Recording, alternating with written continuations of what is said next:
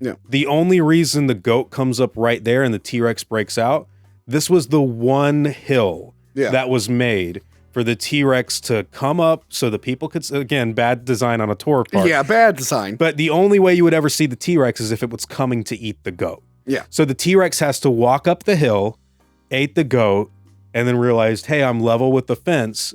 And you could probably show the map it's very easily. I did a whole video on it. Yeah. Anyways, the T-Rex walks out from there, flipped the Ford Explorer over, pushed it a little bit, and now you got the 50-foot drop. I think the problem is we don't really see it. It's horribly explained. Yeah, we don't see it push it to that level. And also it pushes it maybe a couple feet. It's time to hack the movies. Today, we're talking about tapes with Tony and somebody else. Talking about tapes.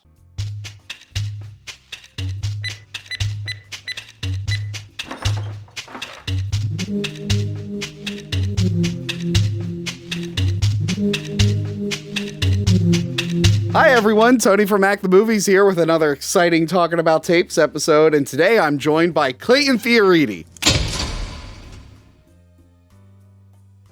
Oh, I think I know what happened.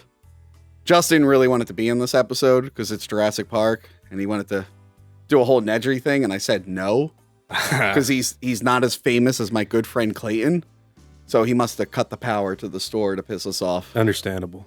We're just gonna keep on going though. Sure. Okay. Klayton, I hear you like Jurassic Park. A little bit, yeah.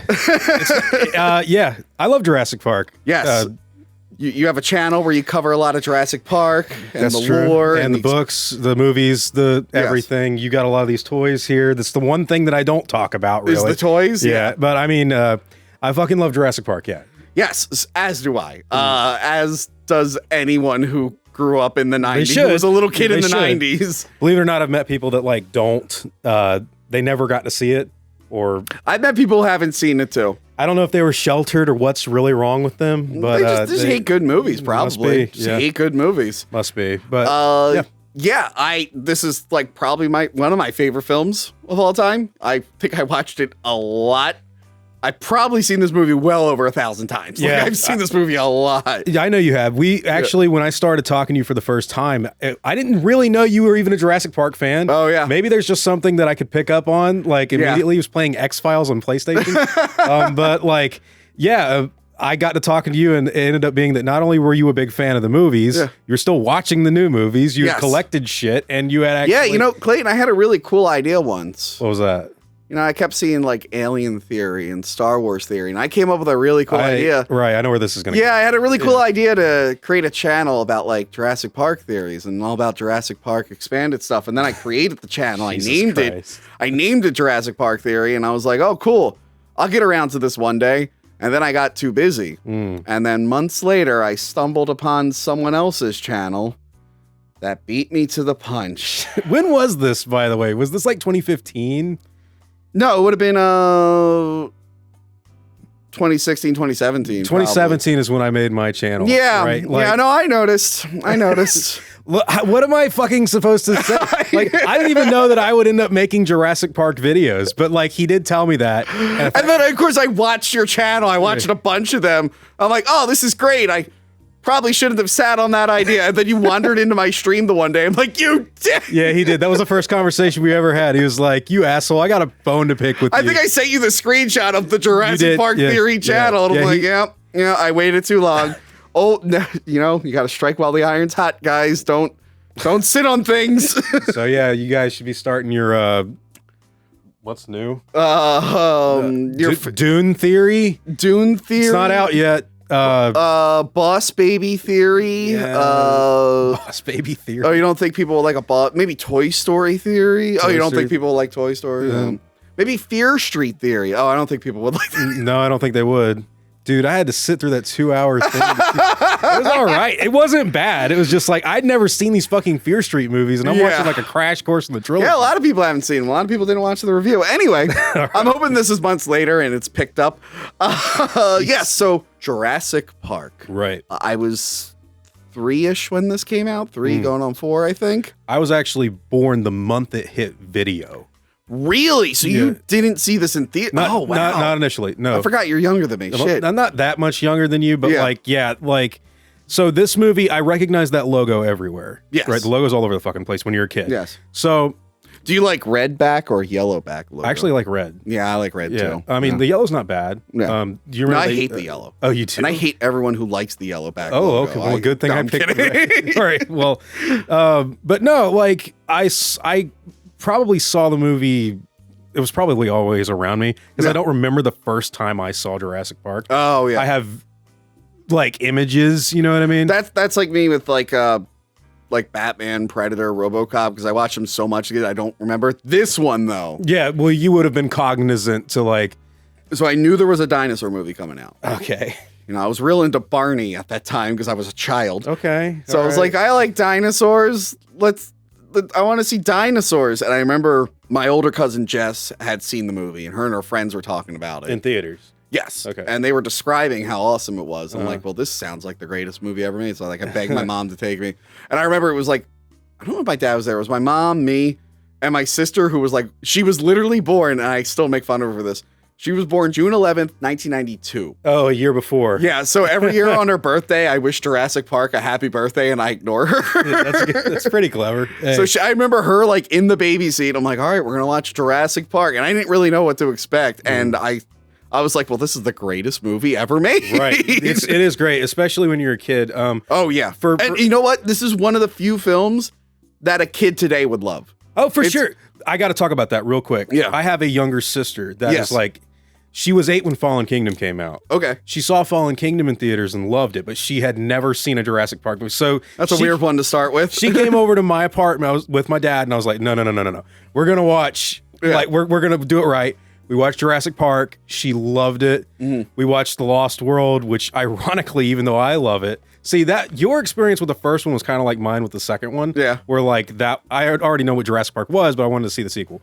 And like, she didn't like The Lost World that much. And I know that you're someone that... I mean, I loved it when it came out because I was 7 or 8. Yeah. And then I got older. I'm like, it doesn't hold up as well as she the other thought one. JP3 was dumb as rocks, and she was 8. No, well, I hate your sister now. Well, I'm just saying that's what... but she call her right now. I want to tell her that. No, I'm kidding. She didn't hate 3, but she did... There was a lot of moments where she's like, that's dumb. Yeah. And okay, she liked Jurassic World, but she really loves the first one in Fallen Kingdom. Yeah. I remember I used to babysit my cousin's kid. I showed them Jurassic Park. They loved it. Mm-hmm. The older sister said she didn't like the T-Rex scene because it was too scary, so I sent her to her room. I was like, you're grounded. How old was she? She had to be like 9 or 10 at that point. She said it was too scary? Yeah, she said it was too scary, so I said, go to your room. Never say that again. And then my godkids, I showed them the first one. They loved it. We skipped 2 and 3.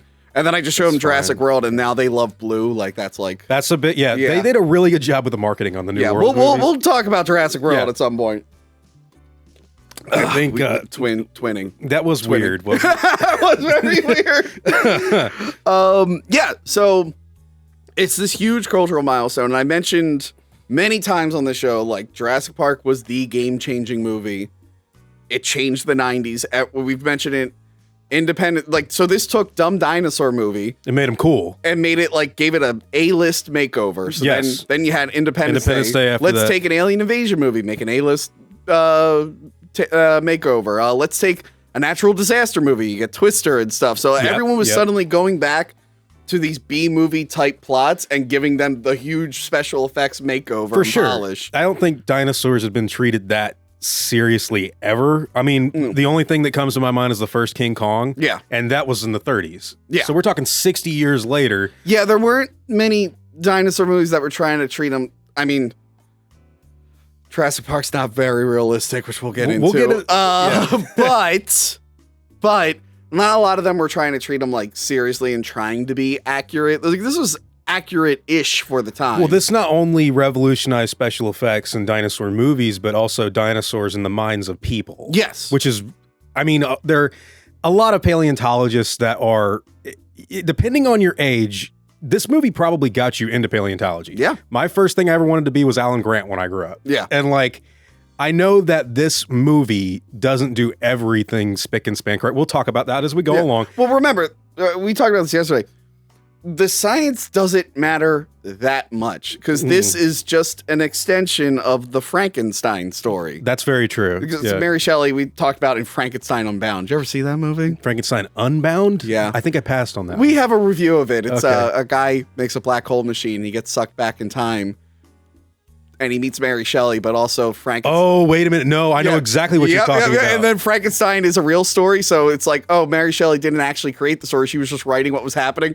Anyway. I had that playing I had that on my phone. Like, and I wasn't looking at the screen. I was playing Resident Evil 3.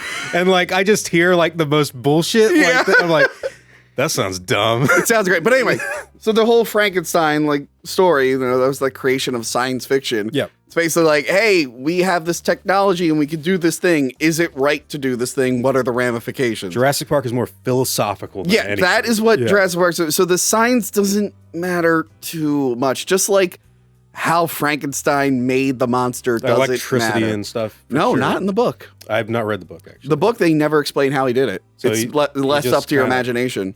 Huh. The stage play did the electricity thing, which the movie adapted. And ever since then, everyone's done electricity, except for like 2 movies.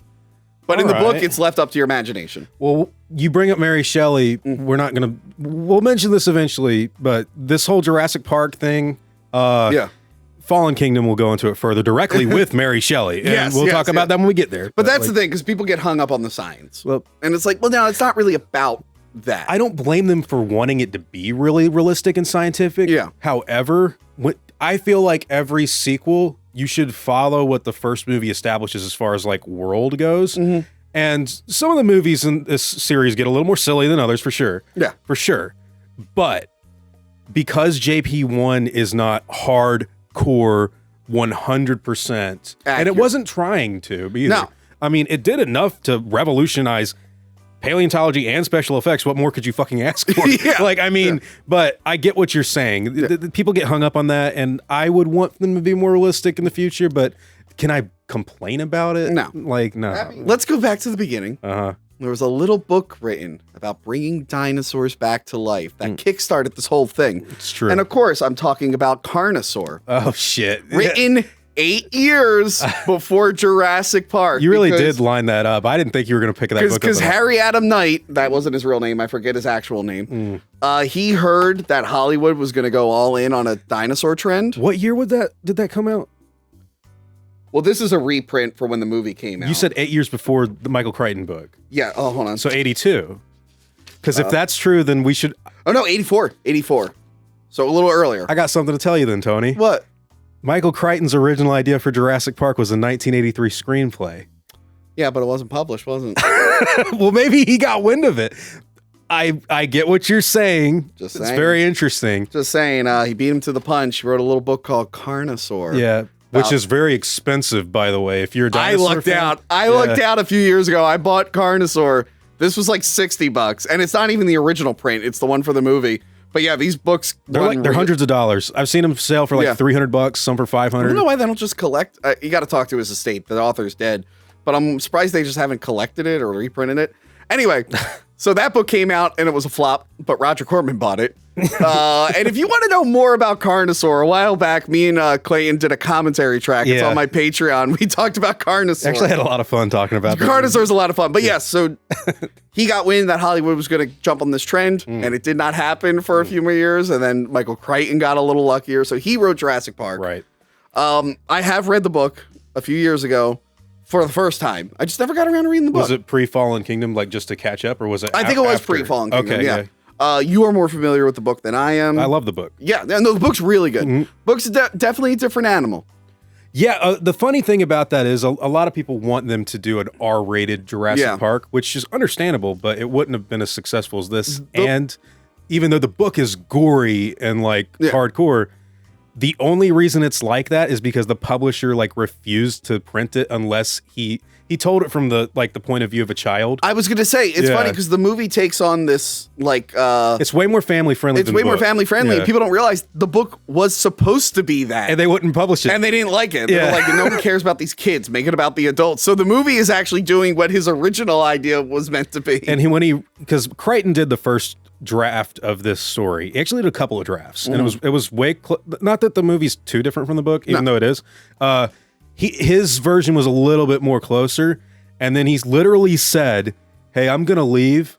You guys can get whoever you need to rewrite whatever. I don't fucking care. I sold the rights to you, specifically Steven Spielberg, because I want this made into a series, and because Congo had the rights sold in the 70s and still didn't have a movie yet." Oh, don't worry. We have it somewhere. Congo was definitely made. And it was that's right there. It's being blocked by the Jurassic Park Laserdisc. For good reason. But like, hey, I think Frank Marshall carried some of the volcano shit and put it in Fallen Kingdom like later on. But like, that's the reason.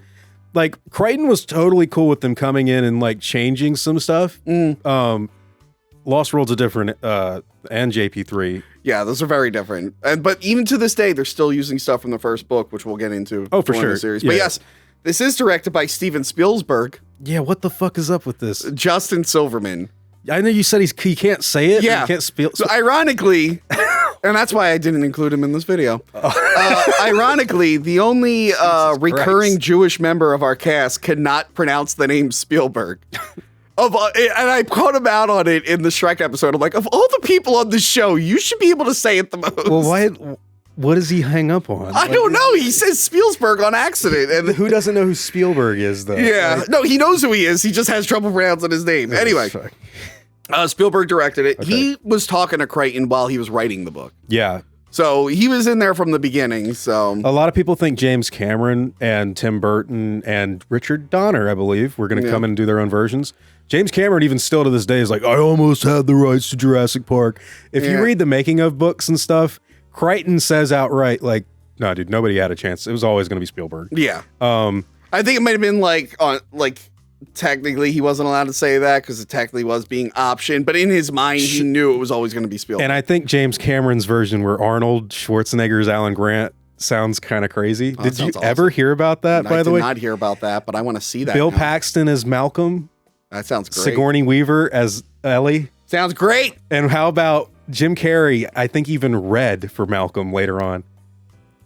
This is before The Mask and shit. Like this is, but like the other thing about that. No, you want Goldblum in there because he already did his Frankenstein thing with the fly. He's similar also, in the genre. I feel like Goldblum, that's the best choice no matter what. Yeah. Like there was another weird casting thing.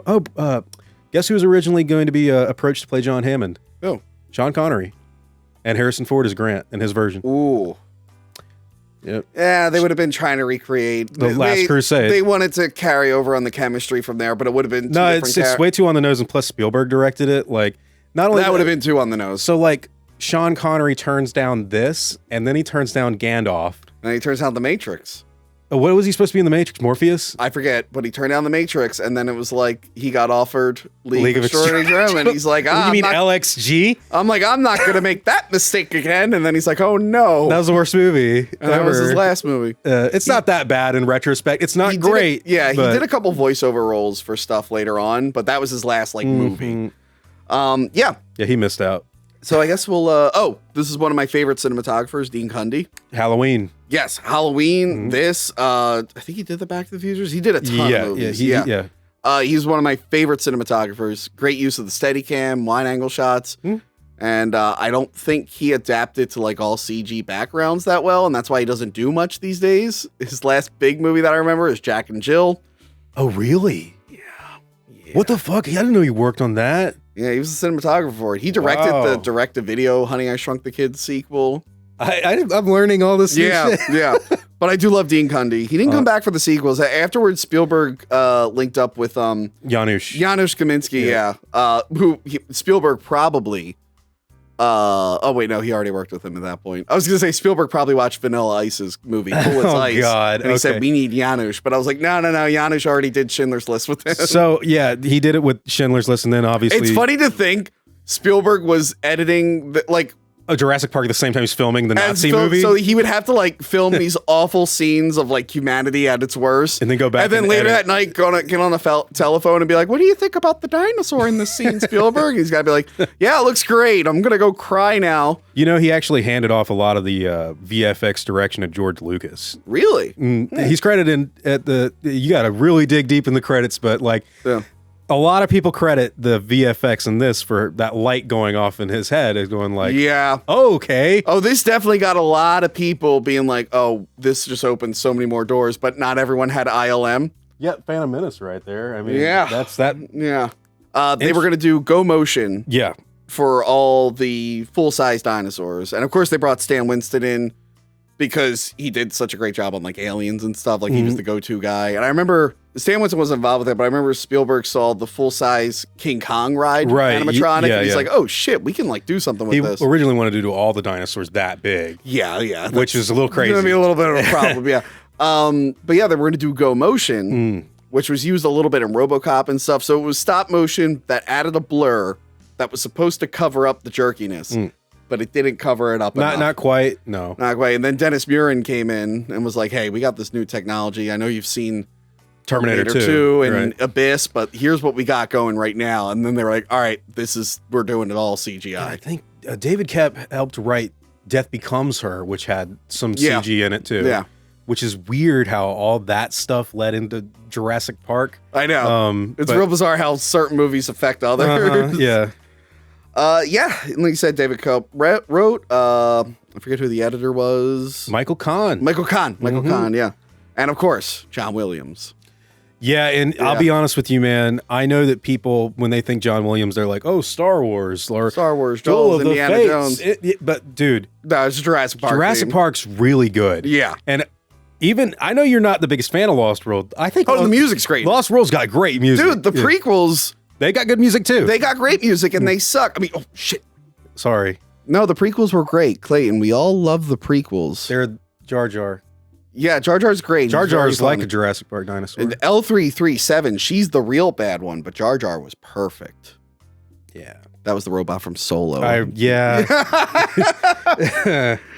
Anyway, let's get into this movie. Okay, so they're transporting a velociraptor to its it's not its paddock. No. So they're moving a raptor to the containment pen. Yes. Because they've been attacking their normal paddock. Yes. And they got to like keep them contained while they're rethinking things. And they figured the best time to do this was at night. Yeah. With an unsedated velociraptor. So this is my biggest, I'm not critiquing this by any means, but like, you're going to look at this movie and you're going to see how the sequels kind of craft their action sequences, which is cool over logic. Yeah. It's definitely cool over logic. So like the Velociraptor's not tranquilized. For some reason, none of them have tranquilizing guns. They all have like shotguns and M16s. Yeah. And then when it comes time to move the raptor into the thing, it's not automatic. You got to have like a guy get up. You have to have a guy literally lift up the gate. Right. And it is the weed smoking janitor from The Relic.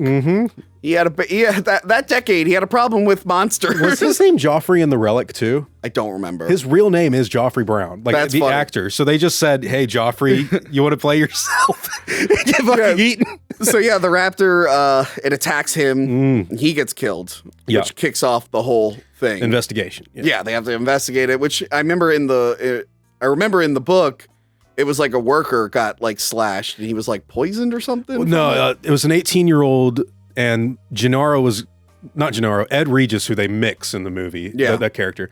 They took him to a hospital and they were like, hey, a backhoe ran him over him. Yeah, but it was really a raptor attack. Yeah, and he was going like, Rosa Raptor. And they're like, what the fuck does that mean? Yeah.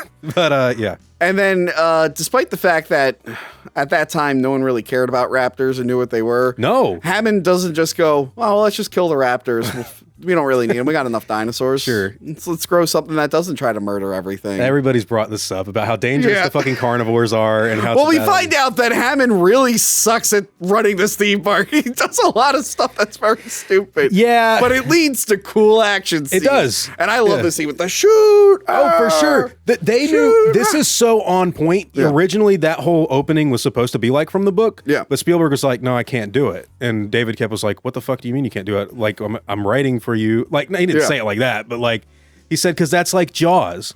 Because they're like, this was no boating accident. Yeah. Like, this was no backhoe. Yeah. But anyways, what they were doing there with the iconic dialogue, the shoot her, making it cool where like a raptor pulls somebody in. This is what makes really good blockbusters. I can totally get the logic not being all there, and that's fine. But like, I wish people would like understand a little bit of that, because in my opinion, this is like, I'm going to get shit for this. I'm wearing a Jaws shirt. Yeah. I think this is the best blockbuster ever. Jurassic Park is like, I can get in there with you. Yeah. I'm just saying, like, it's probably my favorite blockbuster. Yeah.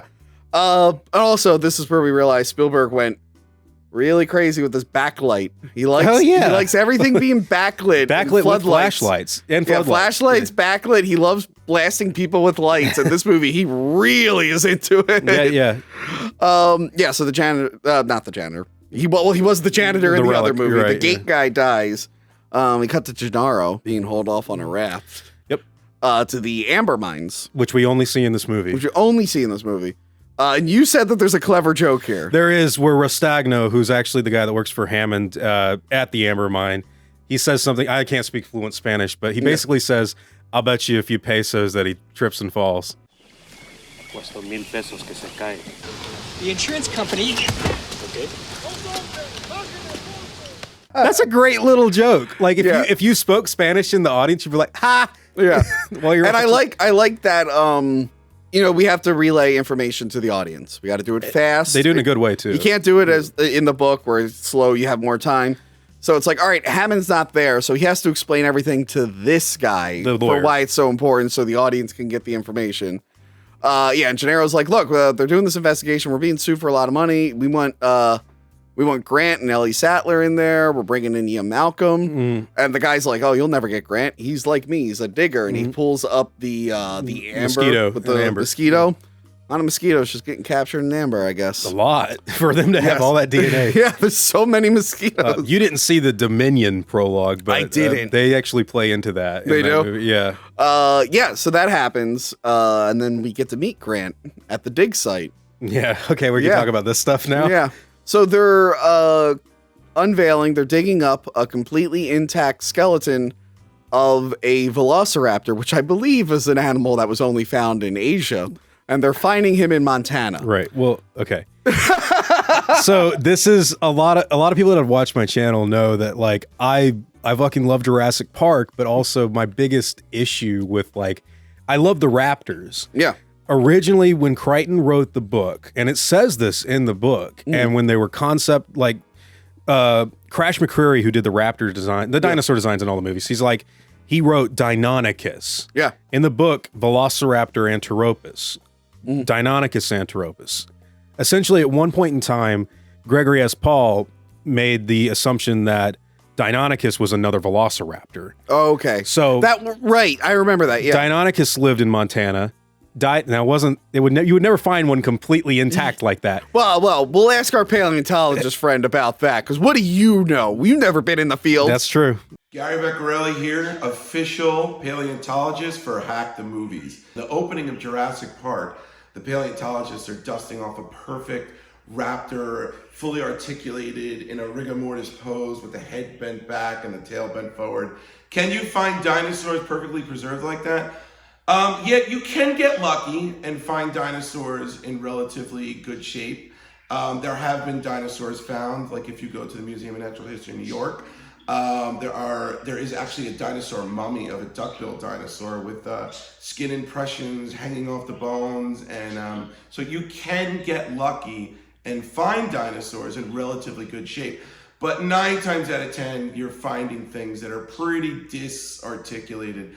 For example, I just came back from digging in the Triassic period, which is my area of expertise, and where we were digging was fluvial or a lake deposit. So a lot of the bones that we were finding were not all dinosaur, but they're pretty disarticulated, not together, all over the place, like sinking to the bottom of a lake bed. So finding things in one piece was relatively slim to none. But the question is, can you? Yeah, you could get lucky and find things in relatively good shape, but more times than not, you're working with animals that are pretty disarticulated. They changed the name to Velociraptor, but they always made it clear that it's really Deinonychus. Yeah. Until Fallen Kingdom came out, and on a fucking computer, it says Velociraptor mongoliensis for blue. Yeah. What the fuck? Like, what are you gonna do? Deinonychus was the main threat in Carnosaur. Are you saying they got that right and Jurassic Park didn't? Yeah, I am. All right. Also, Deinonychus, I don't think was that bigger. They found the Utah raptor, which after they made Jurassic Park. After they made Jurassic Park, they found the Utah raptor, which was closer. It was in size. pretty close to the size. Yeah. So they find the skeleton. Grant hates computers. Yeah, it's a character thing. Yeah. So his dig thing is like really well funded. And they have this new thing where they shoot the shotgun shell into the ground. Yeah, which is cool. Yeah, it sends like a radar and it maps the skeleton out. Mm-hmm. And the guy even says, in a few more years, we're not even going to need to dig anymore. Where's the fun in that? Yeah, where's the fun in that? Well, I mean, it's just like, well, I don't think he means like, bro, we're not going to dig up the skeleton. It's like, oh, we'll just be able to find out where they are. Right. We won't have to spend. We all won't this have to money. dig to see where they are. You just shoot a thing in the ground, like, oh, it's right there. Let's get it. Yeah, and then this is the whole where they were trying to drive home the concept that they are like birds. Yeah. Which this movie does a good job at, by the way. Yeah. So, because like that's what we found out. Like a lot of dinosaur, not all of them, but like Dinosauria, the theropods and whatnot, they were closer related to birds, like skeletal structure and whatnot. I mean, birds and reptiles have a common ancestor, so yeah. But this was the first time that they were really honing in on they're birds. Yes. Like before this, you'd have dinosaurs dragging their tails, and I mean, to be fair, Carnosaur did have them hatching chicken eggs. Just saying, right? But anyway, okay. Don't they put the embryos in ostrich eggs in this one? Emu and ostrich eggs. There's other ways too that they go into detail in the book, but we can't really talk about that because it's not in the movie. Yeah. He's explaining that they're more like birds, and he's like, yeah, it's like this, and he goes, even raptor means bird of prey, and I'm like, well, that doesn't count. That has nothing to do with anything. Like, what the fuck? Like, what do you? Hey, it's a cool line. Yeah, it's like even raptor word means bird of prey. I'm like, well, that's not evidence to back it. That's just a name someone gave That's it. true. Then we meet the asshole kid. The kid that thinks a young Owen Grady. You know what, man? Like there's no way that I've seen what that actor looks like now. There's no way that guy's growing up into being. Okay, so this is the thing. Chris Pine. I get Chris Pratt. Chris Pine. Yeah, not the Wonder Woman guy. No. Okay, so like I get asked this all the time. They're like, okay, do you? And I'm pride myself on never doing a video covering this theory. Not that like I hate it, but it's just not. There's nothing to cover. It's not the same kid. Yeah. And I think it'd kind of be dumb if like they did another movie later. Hey, remember when you traumatized me at a dig site? I hope they do it just so you can be like, damn it, now I got to do the video. That would piss me off. I don't want to do that. That's not cool. That is a very stupid Star Wars type retcon where it's like Han Solo lives with the Wookiees, like in Revenge of the Sith. What they were going to do. Yeah. But that's also like, oh, Darth Vader made C-3PO, and I was this character. Like, whatever. I don't think it's that bad, but like it's up there. Yeah, so he's he's talking to the kid. This is all set up.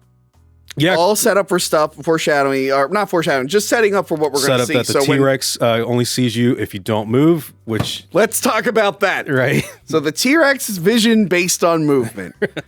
In the books, when they get to the island, they find out about everything. The T-Rex attacks one of the T-Rexes. There's two T-Rexes. Yeah, in the first book. There's a juvenile T-Rex. The T-Rex attacks, and Grant notices that if he stops moving, it can't see. Yeah. This is because the frog DNA they use, because certain frogs' vision is based on movement with like flies and stuff. So it's affected the dinosaur's eye. So he figures out, oh, the frog DNA must have affected his vision. Let me stay still. Right. So Spielberg wanted that for the scene. It's a cool movie rule.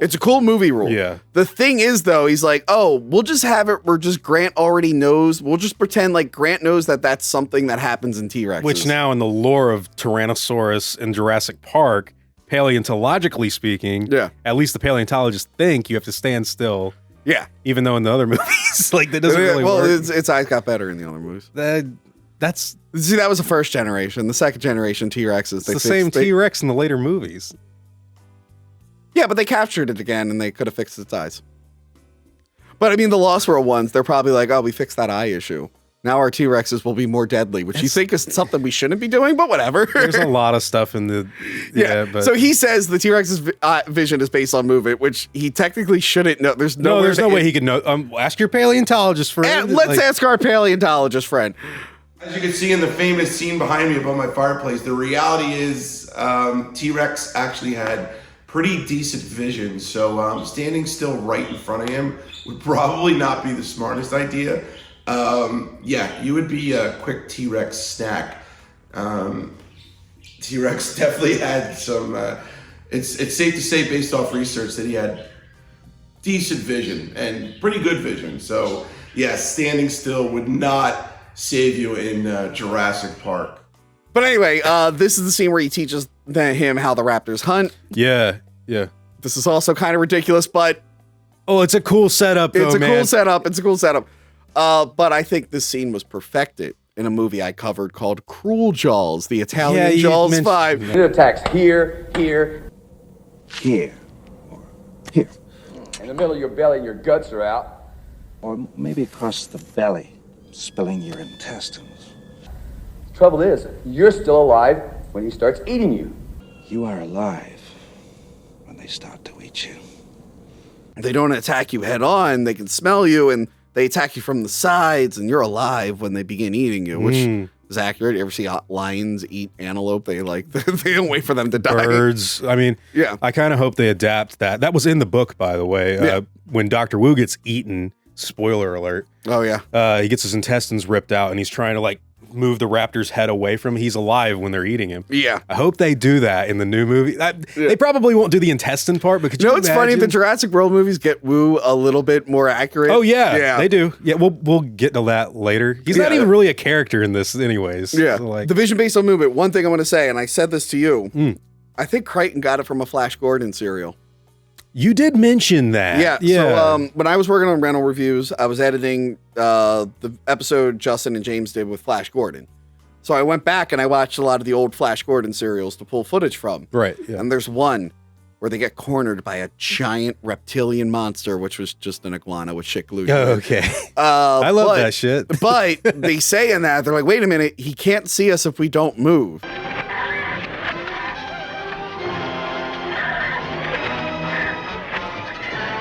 Don't move. We're safe from the monster if it doesn't see us. Call it an iguanian. Even the blast of its breath is deadly poison. He says the reason they dress like rocks is to protect themselves against these monsters.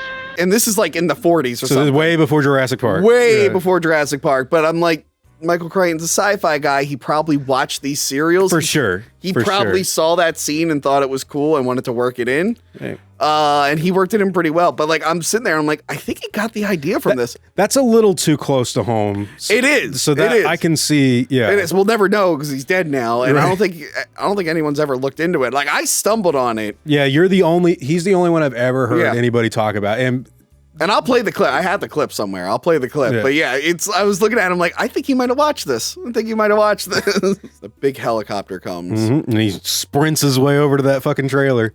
Oh, cover up the fossil. It's you know where it is. It's not going to move anywhere. It's rock. It's not it doesn't even look that delicate when it's perfectly preserved. They're all trying oh no, the sand. Even, I don't think you guys understand. Even when they find a fossil that is really well preserved, it's not intact. The bones kind of you don't see it that perfectly spaced out with you'll have a vertebrae over here, half the skull over here, if you're lucky. Or sometimes they bend back and they get crushed. Yeah. So that's a big one at museums where they have a dinosaur that it died on top, the bones fell on top of each other. Yeah. This one the legs and arms. Yeah, it looks like it's still intact. I'm nah, there's no cartilage holding that together. Yeah. So inside the RV, which I want to point out is gigantic and bigger than the outside. RV, but that's a common movie thing. That's the tank they get into in Aliens. It's so much bigger on the inside. But they meet Hammond. John Hammond. Mm-hmm. John something Hammond. John, his middle name changes depending on what you're looking at. Hammond. John Alfred Hammond in the books. John Parker Hammond in deleted scenes from The Lost World and Trespasser, which was never fucking canon. Yeah. John Alfred Hammond in Fallen Kingdom said out loud, but on a poster or portrait, John Parker Hammond. Yeah, that's a weird. His name's probably John Alfred Parker Hammond. And if they show a birth certificate, then that'd be perfect. That'd be hilarious. Played by Richard Attenborough. Richard Attenborough. This was like one of his favorite roles ever. Yeah. He really loved playing John Hammond. Yeah, and he's a director in his own right. Gandhi. Chaplin, Yes. which had Geraldine Chaplin in it also, Okay. who was in Fallen Kingdom. Yes. We'll get to that. Yeah, really, really great director, great actor. He's Hammond. He's playing Hammond very differently. Oh, for sure. The He's book playing- Hammond is an asshole. He's playing Hammond as like this Walt Disney type character. Yeah. The book Hammond, like he really wants to make this theme park and everything, but he's a little bit more cynical and whatnot. He's mean. Yeah. He's just a real. And early on, they kind of wanted to adapt that in earlier screenplays. Malia Scotch Marmo actually wrote a draft for Jurassic Park. Right after Hook. So she writes Hook for Spielberg. She delivers a draft with more angry-esque Hammond. But I bring it up because there's a great part, and you guys have seen Jurassic Park, but like there's a part in the movie where Rick Arnold is like, hey, I think you were a little too harsh on Nedry. And John Hammond actually goes to apologize to Nedry and said, you know what, I was too mean to him. And by the time he goes back to apologize to him, he's already shut the power down. And he's like, there's a line in that script that's like, I'm going to kill that fat son of a bitch. And it's like the Hammond in the book is like a dick. Like he's hardcore. Yeah, this one, he's a little bit more Walt Disney. He really believes in what he's doing. He's the Dr. Frankenstein kind of. Yes, that's a great analogy. Yeah, where he's like, he has the, and they call him out on it later on. He has this technology. He doesn't care about the consequences. It's pretty much the same character arc too as Dr. Frankenstein. Yeah. You know, it's not necessarily that he's not like a hubristic, overtly corporate type. That's more Gennaro. Yes. He just wanted to kind of put his name on something and give it to kids and stuff. Can we mention in the books, Hammond is like, he's really good with genetic manipulation, and he made a tiny elephant. Yeah, that was great. He just has a tiny elephant. We'll get to that in Fallen Kingdom, by Which, the way. One of the problems I have with modern Jurassic World movies, they don't really show how this technology, it would be changing the entire planet. Oh, for sure. Like, there wouldn't be people would, like, certain illnesses would go away if you could rewrite genetic stuff on the fly. Agricultural things would change overnight. Endangered species would start coming back. How about you'd have pets realistically being sold everywhere? Yeah. I mean, mini dinosaurs, they can do it. Yeah. Like, maybe not dinosaurs, but like they mentioned later in the movie, like, oh, I could bring back condors. I mean, condors are still around, but they're endangered. yeah, but And we never see like how the rest of the world uses this technology, because realistically, InGen's not the only one doing this in that and world. we know that in this film. Yes. We know that other people are, not only do other people, we'll get to it later on, but like they know that there's dinosaurs out here and they've got people on the inside. Yes. Like, yes. But yeah, so he tells them, he's like, hey guys, I want you, because I love when Ellie comes in, she's like, who's the jerk? And like, this is Hammond. He's like, oh God, he funds all our stuff. Damn it. But I like, he's just like, hey, I want you to come to my biological preserve. It's right up your alley. I need an expert from a paleontologist and a paleobotanist. And he's just like, I love, he's like, what is it? He's like, right up your alley. He's like, that's not explaining it. What is it? Yeah, and he's just kind of hands him the thing. And he's like, well, he tells him, he's like, I'm going to fund your research for the next like three years. Yeah. And they're like, all He's right. already been giving him $50,000 a year. Yes. So we're talking Everyone about loves money in this universe. he's basically paying them to shill for Jurassic Park. He's like, I'll give you $150,000 if you come check out my dinosaur park. Yes. They are already working for him, by the way. This is another thing I wish they explained more. In the book, yeah. They like in the book, Grant and Sattler and other people were actually, they were feeding Gennaro information about dinosaurs, specifically babies. And we don't really learn what they're doing in the film universe. They're still on Hammond's payroll. They technically work for InGen, whether they know it or not. Yeah. But like, I wish they went into more detail. And what if Grant finds out, like in a new movie, like, holy shit, all this work I did, all this raptor shit went straight to Hammond when he was cloning them. Yeah, that's true. But then, I think they wanted like their research on the dinosaurs. That way, if they stumble on the DNA, they could see like, oh, should we bring this one back? What are we gonna? Or how they behave or something. How they behave. But then why doesn't Muldoon know Grant's thing if Grant's working for Hammond too? That's a good point. I mean, like, well, we realize that Hammond is a terrible person. like he's not good at managing this park. No, he's pretty bad at it. He's too his head's way too in the clouds. Thank God Fallen Kingdom said he had a business partner, because I think Hammond he just fell ass backwards into money. Like he just got lucky. That's in the book too, but I mean, we'll get to all that when we get to the later movies. Then we go to Costa Rica. Yep. And we meet Dodgson. Dodgson, we've got Dodgson here. Nobody cares. Dodgson, who's coming back for the new movie. Played by a different actor. Played by a different actor. Don't look it up. No. Let's just say, if he wasn't in prison, he would have enjoyed Cuties on Netflix. Anyway. Oh, Jesus. Oh, God. Is he still in prison? I know he's in prison. I think he got out, actually. Yeah. Well, he's not coming back. He was in a lot of Spielberg stuff, actually. He was in like Hook and whatnot. They almost brought him back in Lost World. Oh. They bumped into Cameron Thor in an elevator, and Spielberg was like, Dodson's big in the second book, right? Yeah. And then he walked out and decided, fuck it, I'll do something completely different. But like, maybe that was for the best. Well, you know what? Wait, who walked out and said that? Spielberg. Oh, yeah. Okay. I was gonna say to Cameron Thor. I'm like, he does make bad decisions. We learned. Yeah. Anyway, yeah. So Dodgson is a huge character in the books. Yep. Especially the second one, and he's just kind of like a background person. No, he's not even really. He just has one scene. Yeah, and they never even say who he works for. No, Biosyn's name is never mentioned in the first. It hasn't been mentioned until the new movie, which isn't even out yet. So like. So, Biosyn is a rival corporation, another genetic research one. They know about Jurassic Park. They know enough about it that they've actually got Nedry on their payroll. They've discovered that Nedry, the IT guy, the only IT guy, who is definitely underappreciated in his time. He really is. Yeah. You could have hired a couple more guys. He's a dick, but you know what? I would be a dick too if I was completely understaffed and everything relied on me. And it is kind of messed up. Yeah. Hammond, what the fuck? Everything depends on this guy. Just give him a goddamn raise. Some of the best scenes in Jurassic Park as far as character dialogue goes are when they're just fucking with each other. Yeah. Hammond and Nedry have a great scene that thanks, Dad. So Nedry's pissed because he wants more money. He decides to take money from Biosyn, and they're gonna send him in. He's going to steal the embryos in the Barbasol can. Mm-hmm. And I have a Barbasol can, but unfortunately it's in the refrigerator next to Johanna's eggs. She had to put them on ice. She was running out of them.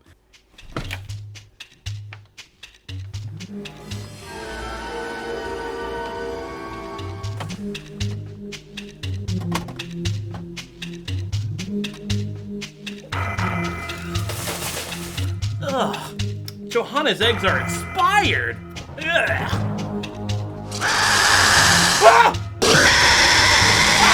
And the Barbasol can, it'll store it in what is it? There's like nitrogen that freezes it. Yeah, it's a cryo can. Basically, it goes in there, but it's only for a very limited amount of time. I mean, like he has 12 hours. I think he said it's a little more than 12 hours. A little more than 12 hours, if I can remember correctly. He's got an 18-minute window, and I think it's 36 hours. Actually. 36 hours. Okay. Regardless, it's just a little over a day, and he's got to get it back to the boat. Yeah, because there's another Biosyn guy who works for the boat. Yeah, in the docks. Biosyn has their hands all over InGen, like in '93. The fucking guy at the boat works for Biosyn. Their IT guy. If you factor in the Telltale game, there's way more people who work for Biosyn. Okay, I have a theory, and we're gonna. This is your video. I've said this on other channels, never on my own. I have a fucking theory that, and I don't know how they would do this, but I think Wu is also in the back pocket of Biosyn. But I don't know why, because he doesn't care about money. Like, he just cares about creating stuff. In World, he does a little bit. And money? Am I still gonna get paid? No, that wasn't him. That was no, I think that's what Ken Wheatley.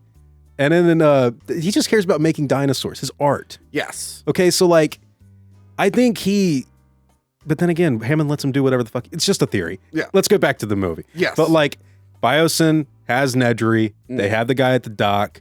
They're gonna steal some dinosaurs. Yes. Setting up the bad guy. So he's the closest we get to a villain in the movie. I think he's one of the best villains in the whole series. Yes. But like, he's not like your traditional like antagonist. No. He doesn't really interact with the heroes. No, he's just he's the catalyst for the problems that happen. Pretty much. But he's just a dick. Yes. And then we get the best piece of music ever written, Journey to the Island by John Hammond. John Hammond. By John Williams. John Williams. John Hammond conducting the fucking orchestra. This whole scene is great. All the characters are now together in the helicopter, and they decided not to introduce each other until they were halfway over the ocean. Awkward. And how are they hearing each other without like that thing? Don't they just hear the blades of the fucking helicopter? That's a good question. It's a good question. You'll have to get used to Dr. Malcolm. He suffers from a deplorable excess of personality, especially for a mathematician. Chaotician, actually. We meet Ian Malcolm. Yep. Played by Jeff Goldblum. Great character. The rock star. Yeah. He's a chaotician. The mathematician. Chaotician. There's so much good character shit in there when he grabs John's leg and he's like, the way they act is perfect. The way he flirts with Sattler and is he great. decided that in a really hot island in South America, he's going to wear a black leather jacket. Yeah, Very smart. Black everything. Black everything. In the book, they describe. Ellie asks him, like, "Why are you wearing all black?" And he's like, "It actually." What does he say? He says something about it being. It's actually cooler because whatever. I do like he is a total dick in both versions. And he's like, he knows he's smarter than everyone. He's like, for sure. He's like, oh, you're such an idiot. In the book, more so. He's like, hey, this thing you're using to track dinosaurs, I think it's fucked up. Why don't you plug this? Looks like I'm right. Yeah, Fuck he's way you. more nonchalant about it in the book. And, the way he flirts with Sattler is even more like interesting. He's like, what does he say? He's like, Sattler asks him something like, hey, what's up? What do you do, Mads? And he's like, yeah, and I couldn't stop admiring your legs or something. Like, it's really on the nose. In this one, he's explaining what he does, and he's like, attractions, like Dr. Sattler. Which is, dude, the dialogue in this is great. Like, this is so... I find it hard to believe that you aren't familiar with attraction, and right. she likes it. That's like, fucking you see cool, Grant dude. annoyed. And of course, Grant's over there sitting like a bitch. It's like what happened to him in JP3. Yeah. And then we get... the scene the foreshadowing.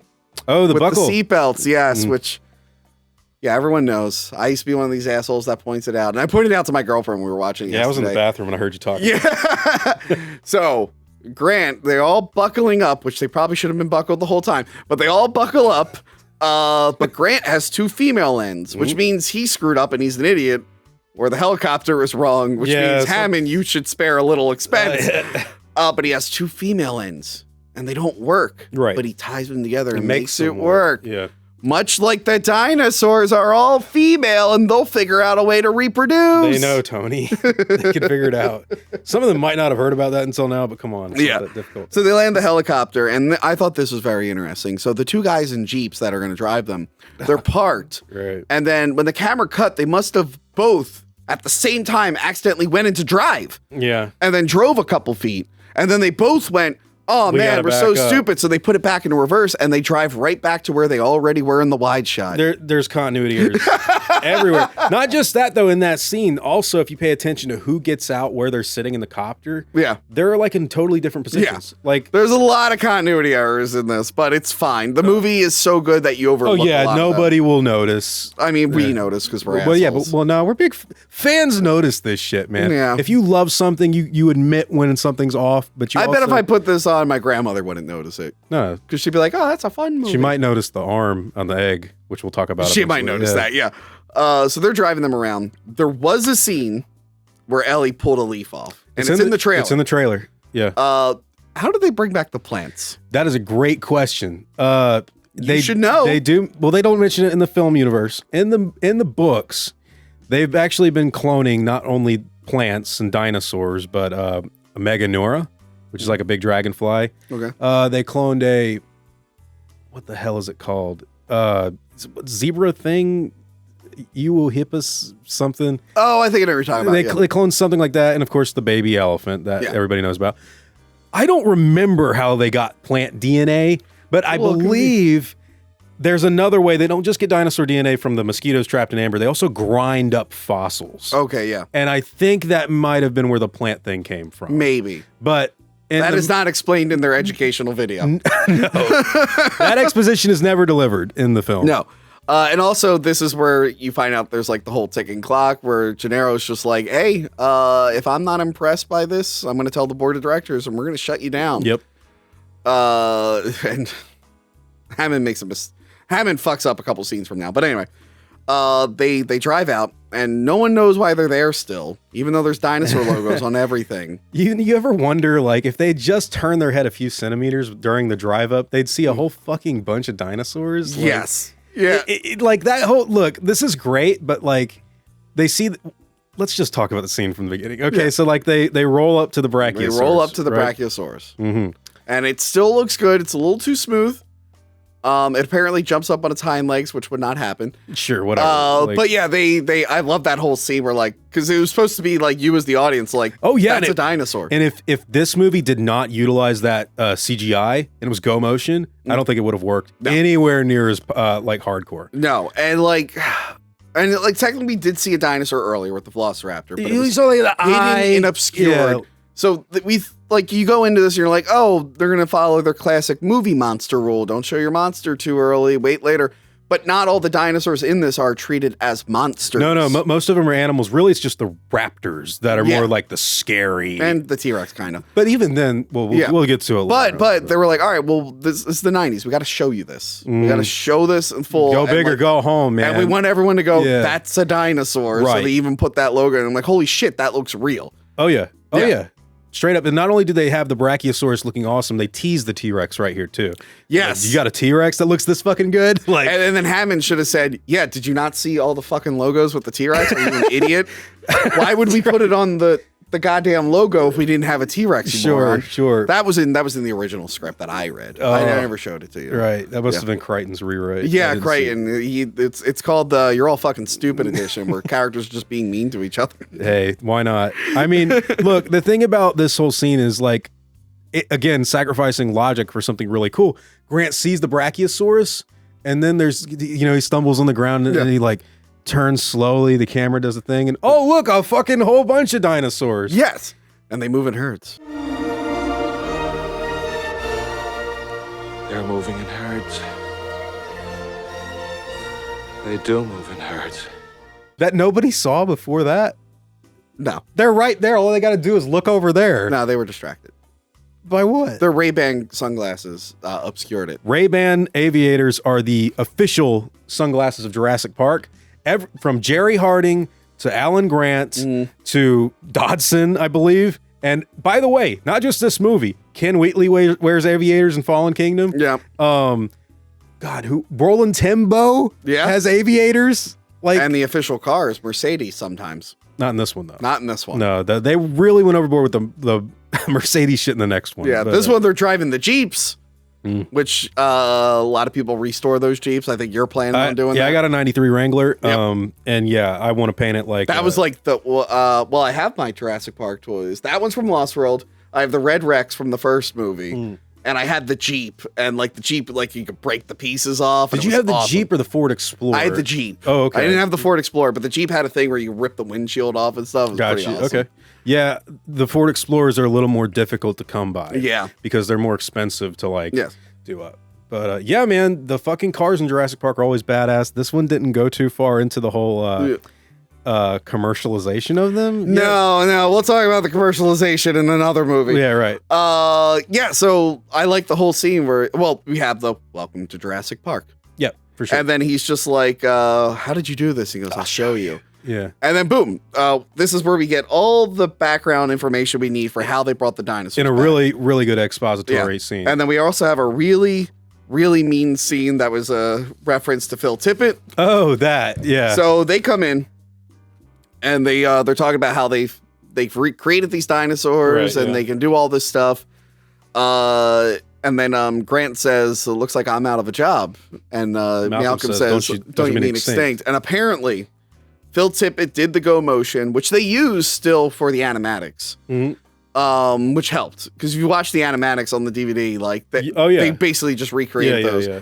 So he did all the go motion stuff. He put tongues in the raptors and he got yelled at by Jack Horner, who's controversial in his own right. Yeah. But when they saw the test for the CGI, Phil Tippett said, it looks like I'm out of a job. And someone said, don't you mean extinct? Yeah. But speaking of Phil Tippett, we'll talk about him a lot more in another video with dinosaurs. But the thing that a lot of people don't know is that even though they didn't go with stop motion in this movie, he built something called the DID device. Yeah. Which is the dinosaur input device. Yeah. He basically made like the wireframe robot of a dinosaur, and every move you could put like went into the computer. Yeah. So it was basically like keyframe animation only with a model. I don't even think they use that anymore. No, they only use it on the first one. I think a little bit on Lost World, even though Phil Tippett didn't work on Lost World. Yeah. He didn't come back until the Jurassic World movies, but Yeah. like, yeah, they did not go with stop motion. No, and they that did was not. kind of mean, Or but go like, motion. Although some of the Brachiosauruses later on don't really look CGI, but what do you mean, the animatronics, or do you think that, no, that one scene at the where they're looking at night, little brontosaurus? yeah, they look a little weird. But anyway, yeah, we'll get to that. Mr. DNA shows up. Mm-hmm. I forget who voices him. Originally or now? Originally. Now it's what's his face? Colin Trevorrow. Colin Trevorrow voices him? Mm-hmm. Oh, I thought one of the Pixar guys voiced him. Oh, maybe in something else, but in in Jurassic World, it's Colin Trevorrow. Oh, I thought that was. All right, anyway. Mr. DNA comes out. Mm-hmm. Well, first it's Hammett talking to Hammond. And I was like, wait, was John Hammond going to do this? And I'm like, oh, maybe this is something he put on for like investors and people. Yeah, that has to be what it. By the way, so the way Hammond explains all this is probably the way that his business partner got the idea to like clone his daughter. Oh yeah, that's right. Because like you've got the Hammond like, hello John, hello John, hello John, hello John. You think he would cut that out of the tour? Like we must erase all evidence of like any So they explain that they found amber. Yeah. With DNA inside mosquitoes. Right. Even though I think DNA only has a half-life of like 500 something years. Whatever. So it wouldn't last that long. But Sure. whatever, we'll suspend our disbelief. They didn't know that at the time. Yeah, so they bring them back. They fill in the gaps of the genetic code with frog DNA. Yep. Because I guess it's just easy DNA to manipulate. But I think you said in the books, they also mix it with bird and something else. Yeah, in the books, the only ones that were able to reproduce was the ones that had the amphibian DNA. Yeah. They had like avian DNA, reptile DNA. Yeah. There's like theories that that's why there's no Dilophosaurs in the Lost World, because they couldn't reproduce. But yeah, I mean, basically in the book, or the movie, they just said amphibian DNA like all the way down. Yeah. It's fine to streamline simplify it. Yeah, you got to simplify it. The book gets really sciencey. Yeah. The book, and it's funny when I listen to the audiobook, the whoever read it, he couldn't pronounce modem. He kept saying modem. The computer modem. I don't like the audiobooks that they've done for Jurassic Park. Actually. Oh, Lost World is terrible. What's that guy's name?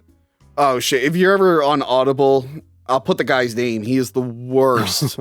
Like every single character in every single book I've ever even read, it just seems like they're sarcastic and yelling. Yeah, and I think that maybe they were recorded at a time when maybe they didn't, I mean, audiobooks, who cares? Yeah.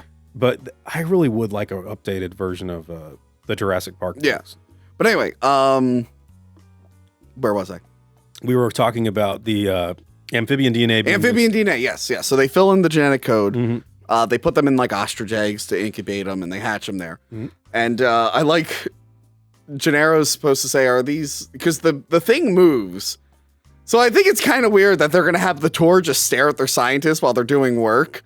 Sure, yeah. Like it's like, oh god, what if Wu is like getting into a fight with an employee one day? He had to smack him around, and it's like, what are you doing? You're the worst. And then like the tour is like, oh, look at all the scientists. Like, you said a hi, everyone.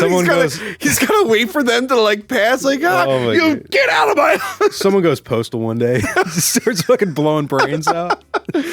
But yeah. So we see them all there, and I like Gennaro thinks they're robots. Autoerotica. He means to say animatronic, and he says, "Are these autoerotica?" Like you see Hammond is just like, no. But Hammond doesn't correct him. He's like, no.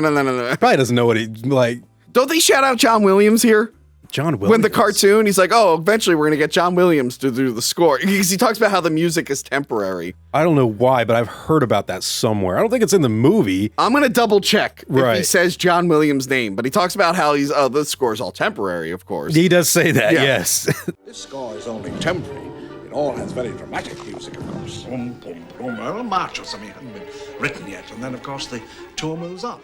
But then they break out of the tour because they want to go see the labs. Yeah, they break out and just go. Yeah, and they're like, wait, we're not done the tour. Way too easy, by the way. And they go there, they meet Henry Wu.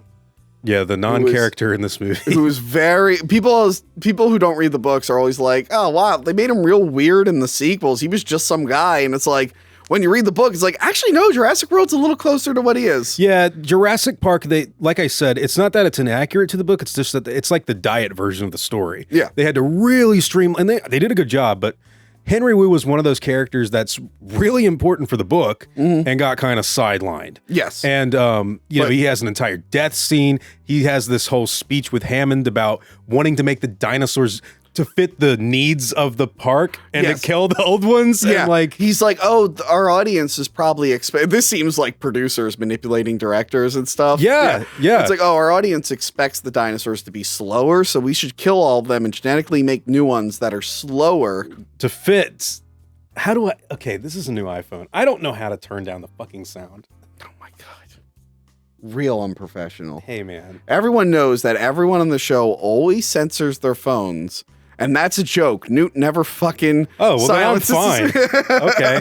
All right. Anyway, he's basically there. He's like, yeah, he explains all the dinosaurs are female, so they don't reproduce, and they've engineered them that way. They genetically enginered them that way. And this is where we find out Dr. Wu's an idiot because he didn't look into frogs enough. Or lysine, for that matter. Or lysine. And then Malcolm basically says, you know, you can do all this. It's not going to matter. Life finds a way. It's a famous quote. Pretty much the through line of the whole movie is life always finds a way. I mean, you have this little scene with Wu that they don't really do much with.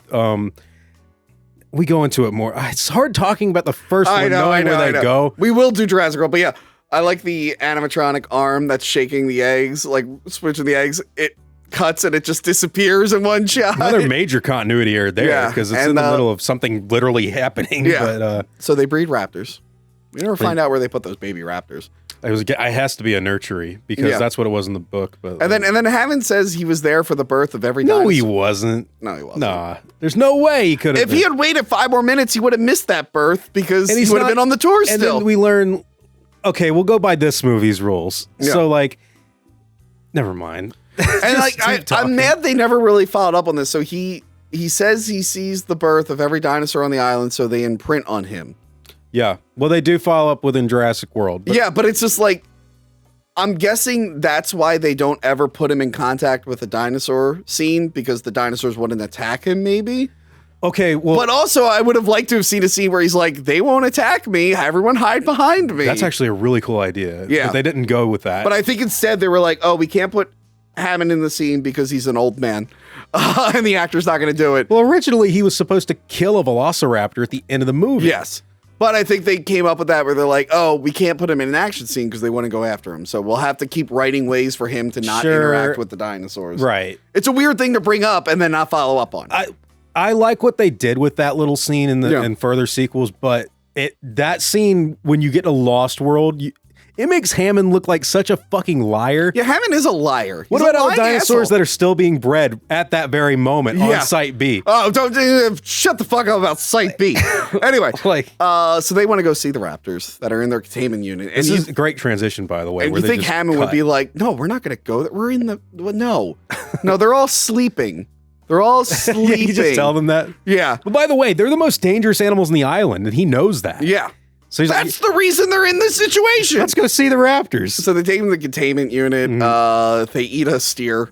And then we point out that like the raptors rip up the harness and stuff. I'm like, man, they must spend a fortune on harnesses. Yeah, they got to change that every day. Why don't they just like pick a grain and then drop it? I mean, it's mean to the steer, but it's about to get eaten already anyway. Getting eaten alive. Yeah, by the way, that entire scene, we learned that Muldoon shows up. Yes. Guy from the beginning. And he says, we bred 8 originally until one came in and killed all of the pride except for 2 of the others. This is the big one, which I know you want to talk a lot about. The big one. They never explain. All the raptors look alike. They do. And there's never a real indication of which one is the big one. I don't even think they knew. I don't think they know. In the script, it says that the big one is the one that attacks Ellie in the shed. We'll get to that. Yeah. But there is no indication. Yes. Yeah. But yeah, so he's like, yeah, they attack and they're problem solving smart. They attack different parts of the fences. They remember. Well, yeah, they remember when that one looks at you.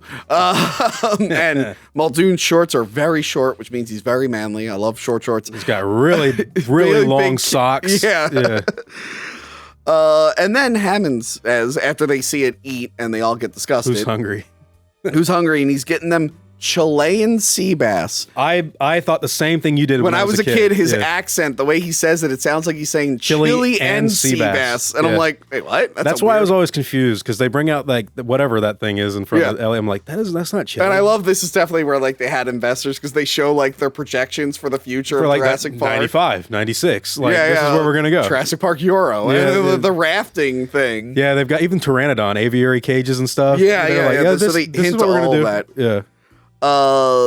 So they talk about like, this is where they talk about like the implications of what they're doing. Yeah, this is a great consequences scene. of their actions. Malcolm is calling them out. He's like, you didn't take any responsibility. You just packaged it, patented it.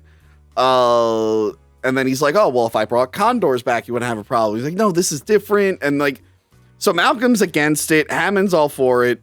Gennaro just wants just likes money. the idea of money. Yeah. He's there to like be against Hammond, but he's like, oh my God, we're going to make a fortune with this place. Yeah, Gennaro's the only real like critique of the capitalist. Hammond is more like just the blind ambition, Dr. Frankenstein type thing. Whereas Malcolm calls out both of them like, hey, dude, no. Yeah. Ellie says no because of plants. Well, she's like, she's basically like, so Gray and Ellie aren't officially against it. They're saying this is it's crazy. Well, they're still undecided, which they will decide toward the end. But they're basically like, what you did was pretty cool, but like, we got to really think about this. Whereas Malcolm's like, no, it's done. You fucked up, bad. Right, yeah. Also, this is a time in movies where you can have a family film where the word rape gets mentioned, where a character is smiling. Don't see that these days. Rape of the natural world, yeah. Rape of the natural world. I'm like, if I walked into a PG-13 family movie right now and someone said that, I'd be like, what? Yeah, I don't think they'd do that. That's a good point. But then the target demographic comes. The kids. Hammond brings his grandkids to the island. Much to Grant's chagrin in that moment. Much to Grant's chagrin because he hates kids. Fuck. Yeah. But there's also like a little sub thing where his daughter's getting a divorce, so I think they send the kids there, and he's like, well, while you're here, let's test out the tour. It works, yeah. Yeah. What you call it? Lex is a computer nerd. She prefers to be called a hacker. She's really into the interactive CD-ROM. With the touch screen. And Tim is real into dinosaurs. And he even knows who Grant is. He read his book and everything. Tim in the book is actually also a computer whiz. The only reason he's the older one in the book. They switched it. The only reason they gave Lex the computer thing is because in the book she's pretty useless. She is pretty. She just screams. She still likes what she. Yeah. They call it sports ball or something. Yeah. Like, they make her the tomboy, but because she's so useless in the book, being a young girl that doesn't have any skills. Yeah. I mean, apart from like she carries around the catcher's mitt. Yeah. I get why they changed that up in the movie, and I think everybody's fine with that. Yeah. I think she was going to ride a Triceratops. They built the Triceratops, and I think there's a picture of her riding it, but then they never filmed the scene. They did make a sweet fucking piggy bank, though, with it. Yeah, It's a Triceratops. I think they couldn't get it to move convincingly, so. I think it just kind of was a dumb idea. Like, I mean, I get it. It's a big part in the book where she's riding the Triceratops. They actually storyboarded it and everything. Yeah, so they're on their way. What do they got in there? King Kong? Yeah. No, they don't have King Kong, but you know what they need? You know what they need? To finish the fence? Yeah, in the wide shot. I think in VHS it didn't come off that way. But in the wide shot, you realize they stopped building the fence. Yeah, and it's noticeable on like pretty much every version of Jurassic Park you can find. Yeah. If the dinosaurs wanted to leave at any time, yeah, they could just fucking dip out. Like, so they go to the Dilophosaurus paddock. Yeah, okay, this is cool. Let's talk about There's this. so many fucking bushes in the way. Of course you're not going to see them. Have they ever been to a zoo? The tour layout doesn't make sense. Like, you're never going to see any of the dinosaurs. Like they get there, it's a fence. They're like, the Dilophosaurus and they're like, here. shit, Dilophosaurus. And then it's like, we can't see anything. But you do hear that low guttural noise, which I told Tony, I haven't really talked about it much, but I think that could be like an adult. Yeah, because Dilophosaurus did get up to like what? 20 feet long. 20 feet long, yes. Yeah, and like around 10 feet high. Yeah, and we have a question about it later, but this is also where it's a little setup that they spit venom. Yeah, it is another great setup for dinosaur behavior. And let's ask our paleontologist friend if that's accurate. Dilophosaurus, which Olivia's here is holding not an accurate skull of Dilophosaurus, but you get the idea. In the movie, he has frills and he spits poison at Dennis Nedry, when in reality, the reality of dinosaurs is actually a lot scarier than the movies. Dilophosaurus was about 7 meters or 23 feet long. That's a fairly large dinosaur, and he's actually one of the dinosaurs in the movie that does come from the Jurassic period. And in real life, he was a North American monster.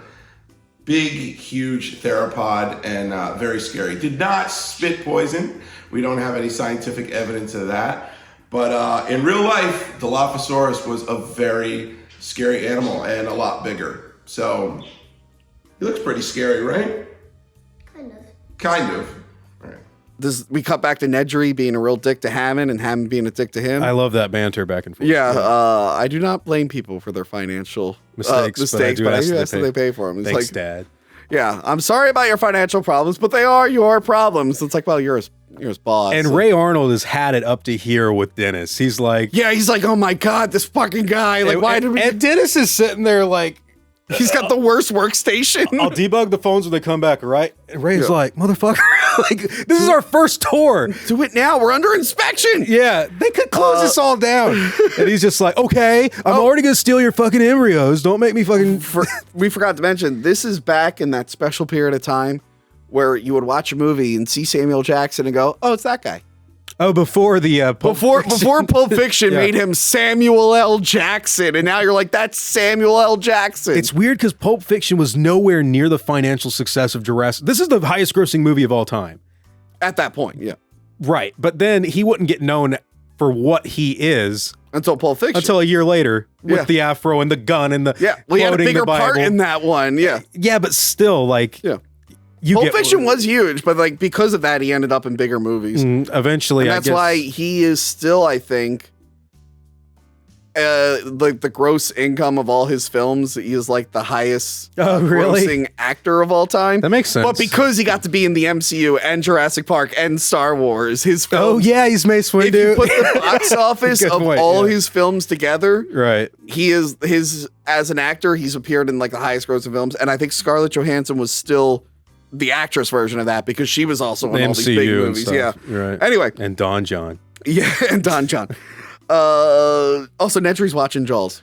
Yeah. It's a great little Easter egg. Arnold should have walked over there, slapped him across the face. Said, don't you know that YouTube will get you for copyright? Yeah. Stop watching Jaws and do what I say. They go to the T-Rex paddock, and this is the on-location T-Rex paddock. Right, yeah, there's a difference. Yeah. And I like that they're like, hey, we're going to try and draw out the T-Rex, so they pull up a little goat. Yeah. And then Grant's all like, he doesn't want to be fed, he wants to hunt. It's a great scene. And no one ever says it's she. Sure, whatever. Even in the book, they always call it he, even though it's female. There's a great scene that you missed. I tried to get you to watch it, but when they pull up to the goat, Jeff Goldblum puts his hand on Alan Grant's hand, only for like a brief second, and he takes it off. And it's like the weirdest thing. It's like, that's pretty funny. Yeah. So yeah, the T-Rex doesn't want to come there, and then they're talking a little bit more, and he does this whole man god, blah blah blah. Right. And then Ellie Sattler does her feminist propaganda with women inherit the earth. God, if I didn't know any better, I think Kathleen Kennedy produced this movie. Am I right, Klayton? Yeah. Well, there's some truth there. Hey. So also in this scene, it's raining, and then it's not raining. If you cut between shots, there's rain on the windows, and then it disappears in certain shots. Maybe it was a little drizzle before the thunderstorm. There was probably a little drizzle in between shots, and that's just what Who they cares? had. We already got the storm in the script. We forgot to mention, like, the on-location stuff for this shoot was miserable, because there really was a hurricane coming. Hurricane Iniki actually really affected the production. Jeff Goldblum, Laura Dern, and Sam Neill, I think, had to stay at the same hotel with each other, like, with Spielberg probably, and they were looking outside like, fuck, it's like, you could die. Oh, I remember Richard Attenborough. They're like, you didn't wake up during any of that? He's like, oh no, I survived the Blitz during World War II. Did he really? I had not heard about that. He said that. It's on the Blu-ray thing. Spielberg mentions like, hey, yeah, I survived the Blitz. I'm not going to wake up because of thunder. I literally had buildings blowing up around me in England. Badass. And then God bless Richard Attenborough. He wanted to come back for like every Jurassic Park film. Yeah. Like up until he died, like Jurassic World. And then on their way to the Triceratops, he explains the butterfly effect and chaos theory. Yeah. Good chemistry between him and Laura Dern. Yeah. Fun fact, they got engaged after this movie. Oh, didn't work out. No, she really wanted to be in Lost World. And that probably like they broke up like right around the time that movie came out. That's pretty funny. So he's explaining butterfly effect, chaos theory, because that's like his thing. See, here I am now by myself talking to myself. That's chaos theory. Because remember, he's like the whole doom and gloom guy. Like, he knows what's going to happen. Man, he's the coolest doomer of them all, though. Yeah. And then they find a sick Triceratops. They do. Great looking animatronic. Yes. I think the best one in the movie, actually. Yes, with producer Gerald Mullen. As Jerry Harding. I have his card somewhere. I have his Jerry Harding card somewhere. Oh, really? That's cool. And he's produced a lot of movies, especially ones directed by convicted felon Dinesh D'Souza that are critical of certain political parties. And then after that, he was like, I'm going to do Giant Monsters again, and produced The Meg recently. Really? Yeah. I didn't know that. Yeah. So, yes, famous Republican producer is in the thing. I knew that. I didn't know they produced The Meg. Yeah, he produced The Meg. Hillary's America? Yeah, I think it was Hillary's America. Yeah. I love bringing that up to people. They're like, what? And I'm like, yeah. That's what he did. He's in the movie. So he's Jerry Harding, the father of Sarah Harding, according to Jess Harding. And Jess Harding, who also turns into Bill Pullman in the video game for some reason. Yeah, what the fuck is that? He must have shaved and just turned into Bill Pullman. Anyway, he's like 20 years younger. So the Triceratops is sick. And this is the scene where they first get to like interact and touch the dinosaur. And like, what's it called? Grant says like it was his favorite as a kid, and now that he's seen it, it's the most beautiful thing he's ever seen. He says that to his girlfriend.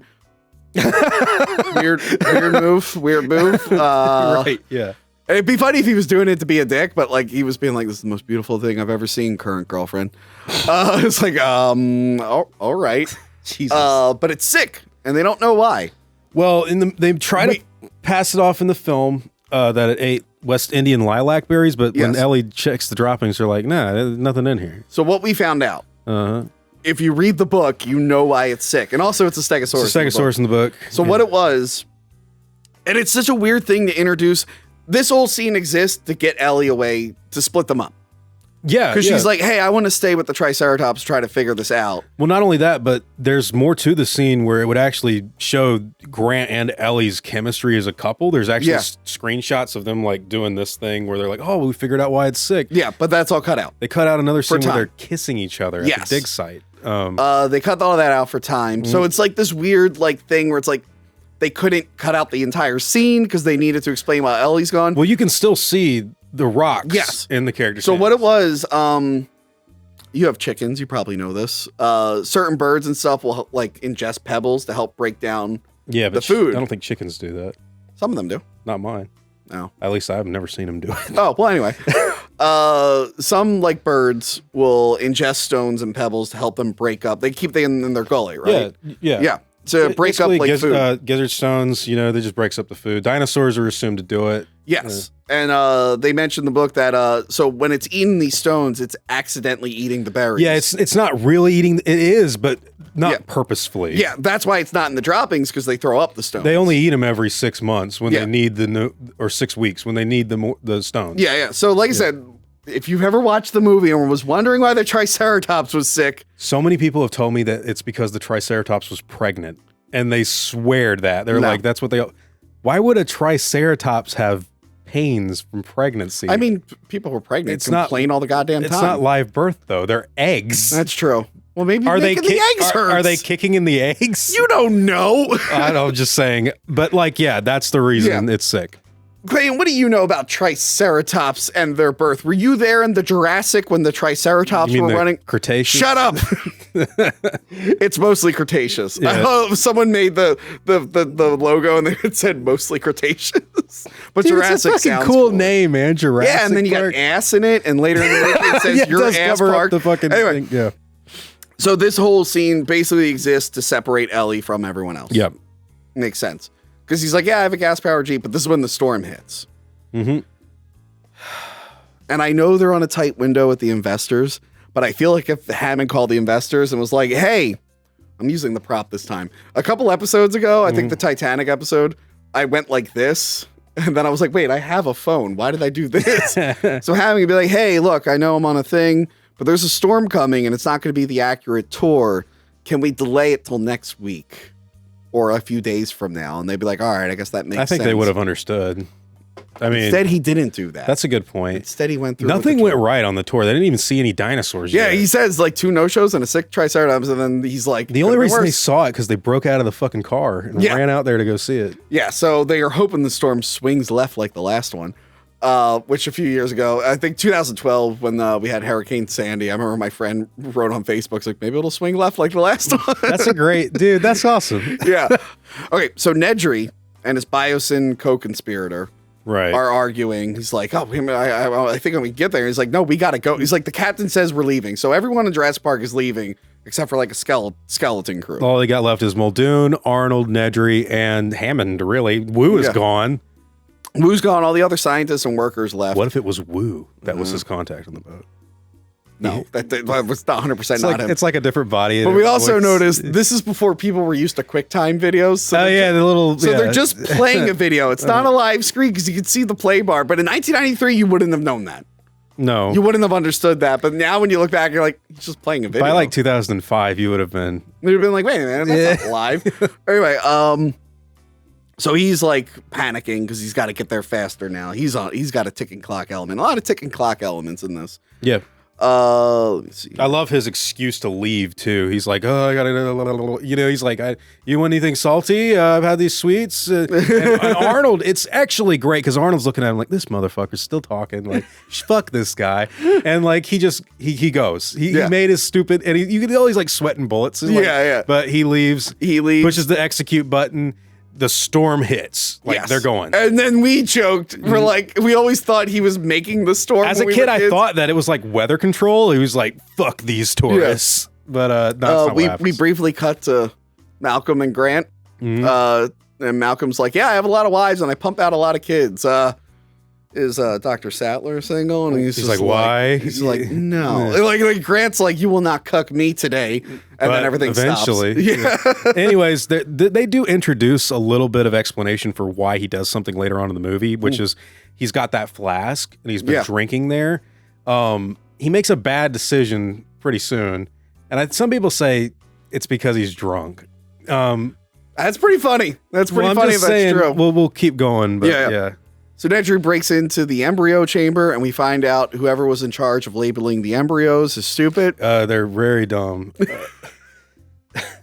So they're very stupid. They misspelled Tyrannosaurus, right? Yeah, they get it and Stegosaurus. And you said there's a couple in there that haven't shown up. Metriacanthosaurus and Proceratosaurus haven't been in any of the movies, and they're there on screen as embryos. So. Yeah. So he's leaving. And then we find out that you have to go through the tour to get to the docks. And we're like, that's bad layout. You brought that up. I'd never thought about that before. And so that means every time anyone wants to go to the dock, they have to go through the tour. They got to go through the fucking park. Yeah. And then he crashes and he doesn't know where the East Dock is. It's like, how could he possibly not know he works here? Does he only come in on the helicopter? I assume they take a boat sometimes. They fly a helicopter to the visitor But also, center. wouldn't you have a map? Like, we find out, like, there's a ton of maps everywhere. Grant uses the brochure to get back to the fucking visitor center, and he doesn't work there or anything. He's been there for a few hours. So he crashes. He doesn't know where to go. And then back at the computer thing, they're trying to figure out what he did. And they totally get locked out of the system. You didn't say the magic word. You didn't say the magic word. And then when we did Lost World Trespasser for AVGN, we got Seamus Blackley, the guy who created the game. I know. We had him come in as Yeah, pretty cool. Yeah, but yeah, it's kind of weird that he would put that there.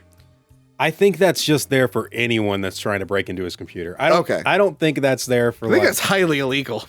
Oh, really? I think your boss is allowed to access your company computer. Oh, sure. Yeah. Well, he created every. That's true. They wouldn't know. He called the system Nedryland. That's true. And I mean, by the way, there's subtext here that nobody ever talks about. He called the way he entered in the program White Rabbit Object. Jurassic Park, the book, has this deep thing with Alice in Wonderland. Yes. Lewis Dodson, Lewis Carroll, was that the person? Yeah, that wrote? that's the guy. Okay, so like. The whole Biosyn thing, White Rabbit, like, I'm very, very late for an important date, which is Nedry trying to get to the dock, Yeah. But like, they don't really go into that at all. But dude, he created the fucking program for Jurassic Park. Yes. Hammond doesn't even, Hammond wouldn't know jack shit about like even hiring other people to help that guy. So he's like, yeah, dude, no one's breaking in here. But I like, where did they stop?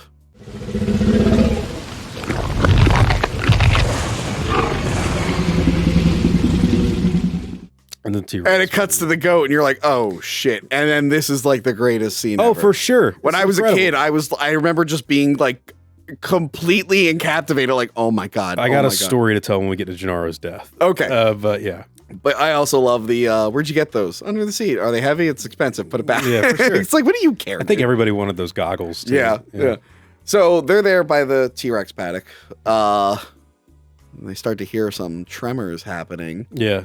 Maybe it's the power trying to come back on. It's like, you're an idiot. Really, really good buildup of suspense in this movie is incredible. Yes. And then, of course, we see the goat leg, which is pretty awesome. Yeah. Where's the goat? We finally get to see the T-Rex eating. It jerks around a little bit because the animatronic could not handle water. Yeah. That was the thing. Like, I remember Stan Winston being like, I kept telling them, stop doing the rain scene. Yeah, they had a lot of like patting it down, like, you know, you see in the behind the scenes them hitting it with thing. So you'll notice in a couple shots the T-Rex will like move and then it'll like jerk. It's because the rubber, the latex was absorbing too much water and it was getting too heavy. So the animatronic had a hard time. All of like their projections were thrown off at that point. Yeah, where it was going to move. And I love the one story where he said, "Yeah, when Jurassic Park 3 happened, I was like, finally, a new director." Oh, really? Maybe he won't put everything in the rain and then the Spinosaurus is in the fucking river. The fucking water. Like, yeah. Like, God damn it. That's great. Anyway, this scene is incredible.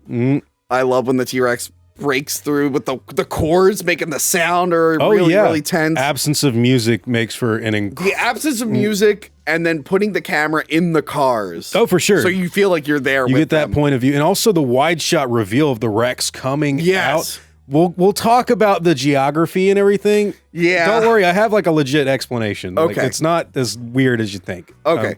Yeah, so the T-Rex breaks out. Gennaro's the only smart one. And he runs away. Yeah. He runs away. He runs away into the bathroom. The T-Rex would have never checked that bathroom. Until, yeah.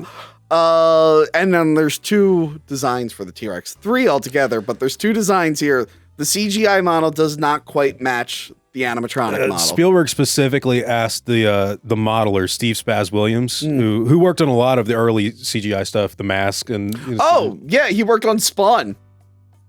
Is he? No. He's not the guy that directed it. He's not the guy that directed it. He worked on it, and that's why I think the dog is named Spaz in Spawn. Oh yeah, for sure. Yeah, probably. But like Spielberg made that request to say, okay, we're going to change this on the T-Rex. That's why if you look at the animatronic Rex, which is only used in this scene, in this one scene in the movie, and everyone, me included, I don't know what you think. That's like my favorite T-Rex design is Stan Winston's animatronic Rex. Yeah. But the CGI model is one that's used the most. And every other scene, there's one other one that not a lot of people know about. Yeah. It is the Rex head that is not the animatronic head. It is a new head that has been made specifically to ram into the building. Yeah, to push Jeff Goldblum into the outhouse. But yes, we'll get to that in a little while. But yeah, so the T-Rex, this whole scene's great with the kids. It's very intense. They flip over the goddamn Jeep. Malcolm's fucking drunk, so he ignites a flare. And they're like, the other ones are just watching horrified. They're like, we don't know what to do. We don't know what Even to do. Alan Grant, like, he like throws it and he's like, okay, we took care of it. And Malcolm was originally supposed to die.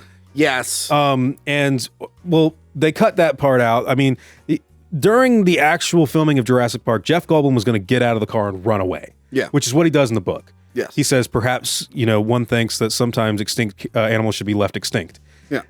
Goldblum protested and was like, dude, I don't think this isn't good if I live because I want to be the hero too. Well, you know who else wanted to be here? The hero was Donald Gennaro's actor. Really? Yeah, because Jeff Goldblum convinced Spielberg, hey, let me save the kids because it'll be good for my character. Yeah. Which he's right. Yeah. And then Gennaro was like, well, maybe I shouldn't die either. And like Goldblum was like, no, you're gonna fucking get But he leads the T-Rex over to Gennaro. Yeah, Gennaro would have been fine. Malcolm's an idiot. He leads him, and then of course he gets knocked out, and the T-Rex just eats Gennaro on the toilet. Pretty awesome kill. But it's pretty awesome. I love the dark comedy in Jurassic Park. Yeah. There's like black humor in it, like where the T-Rex kind of cocks its head, like, what are you? And of course, everything falls around him perfectly fine, and he's exposed right here. The one guy that did the smart thing and ran. Yeah. And like, even though he left the kids, but whatever. Like, the T-Rex kills him in a pretty brutal. I think it's the most brutal kill in the movie besides Muldoon's. Those two are. He just like shakes him. Because most Jurassic Park kills, including most of Muldoon's, are like off screen. This one is he's getting shaken, he's ripped up. Yeah. And then of course we get the whole don't move, can't see if you don't move. Yep. Because she like screams, and then the T-Rex snorts the hat off his head, but you could see the air cannon underneath the T-Rex. Right, yeah. Oh, that's a cool little Easter which I don't egg. think I've ever noticed until you pointed that out. It's a good little bit of trivia. A lot of people don't know about that, and they definitely don't know about the thing we're going to talk about. Oh, yeah. The Jeep scene. So, Tim's still stuck in the car. Yeah. And the T-Rex is now pushing it over the giant cliff that just appeared out of nowhere. Right. Explain. Okay. All right. Explain. This is easily accessible. You can find it everywhere. Now, in the script, David Koepp even writes it but he's not pushing it over the edge to where the goat was. He's pushing it over like a 50-foot drop. Like a moat. Yes. They mentioned concrete moats This is the concrete earlier. moat. The idea and layout for Jurassic Park, and you can see it in Phil Tippett actually made a map. If you're looking at it from over the top, there is no ground. Yeah. The only reason the goat comes up right there and the T-Rex breaks out, this was the one hill that was made for the T-Rex to come up so the people could, again, bad design on a tour park. Yeah, bad design. But the only way you would ever see the T-Rex is if it was coming to eat the goat. Yeah. So the T-Rex has to walk up the hill, ate the goat, and then realized, hey, I'm level with the fence. And you could probably show the map that it's very easily. I did a whole video on it. Yeah. Anyways, the T-Rex walks out from there, flipped the Ford Explorer over, pushed it a little bit, and now you got the 50-foot drop. I think the problem is we don't really see it. It's horribly explained. Yeah, we don't see it push it to that level, and also it pushes it maybe a couple feet. But then they're like, oh fuck, 50 feet. But yeah. So now it's being pushed into the moat with a giant tree. And of course, this concrete wall will disappear a couple seconds from now. So he pushes the car. She pushes the car off. How'd they get down there? They climbed, right? No. How did Ellie and Muldoon get down there? Did they walk all the way down the hill and then run all the way up the hill and then somehow ended up in the woods behind the You better Jeep? put a video that says, how the hell did they get down there? I don't think anybody knows. So yeah, pushes the car into the tree, and then they go down there. And I love that part where they're like dodging it. Yeah, that's actually really cool early CG work with the car and stuff. Yeah. So Tim is now stuck in the car. And they needed a couple more action scenes that didn't rely on dinosaurs. Oh, sure. So we get this scene, which is pretty fun, but also kind of stupid when you think about it. Yeah, well, yeah. Grant goes up there to save him, but he's afraid of heights. Tim's afraid of heights. He's like, we got to get out of the tree. So as they're going down, the car starts moving and like, oh no. The car's crashing down on top of us. What are we going to do? Maybe go to the other side of the tree? Yeah, avoid the whole situation. No, we're going to run in the direction of the Jeep instead of going around. And I know you're the biggest Prometheus fan in the world, so you probably said that. Yeah, you said that. You said, Tony, I love Prometheus. I said, Tony, Prometheus is not as bad as Alien Resurrection. No. You said Prometheus is the greatest movie ever made. No. And then you said my new YouTube channel is going to be all about Prometheus Theory. Prometheus Or it's Theory. only the 2 new movies. Just the 2 new movies. And the anyway, scripts that so they've you written. love that scene where the ship's crashing and they just run in the direction instead of to the sides. Anyway, so it's another fun scene. Oh yeah, for sure. I like the whole we're back in the car again. Well, By the way, it around looks tree. really convincing too, where the car actually falls on top. Yeah. We realize back at the control room, Nedry, Muldoon, and Ellie, they're just like, they realize Hammond, Muldoon. Nedry screwed them up. Yeah. And they're like, all right, we're going to go look for the kids. Hammond finally is like, oh yeah, I have grandkids. Can you go get them? And then we cut to Nedry. We got to Nedry in the Jeep, and he deals with the Dilophosaurus. Right. But he says, I thought you were one of your big brothers. So canceled Nedry for misgendering. Jesus, man. It turns out we don't know if he's talking about the bigger Dilophosaurus, which we mentioned get to 20 feet, or if he's just being general about Dinosaurs the other dinosaurs. in general. Yeah. By the way, everything about his death scene I think is great because Nedry is a clown in Jurassic Park. Yes. He's cartoony, but the way the Dilophosaurus... So Nedry wraps the winch around the tree, right? Yeah. And he's like, dead serious. He's got to get this fucking thing to the dock. And all of a sudden you've got like this little dinosaur. And he's like, oh, that's nice. Gotta go. Yeah, that's why I told you earlier. I think even though Spielberg says that they picked Wayne Knight from Basic Instinct, they had to have looked at his work on Seinfeld. Was he in Seinfeld at that point? This is 93. Seinfeld started in 89. But I mean, they shot this. In 92, you're right. Yeah, they shot it. When did he become a character? When did he become Newman? I think Newman came in season 3, probably. So 91? Or maybe 92? I don't know. Either way. I do know Spielberg liked Seinfeld because he would watch it while making Schindler's List to really? kind of cheer him up. Yeah. Right.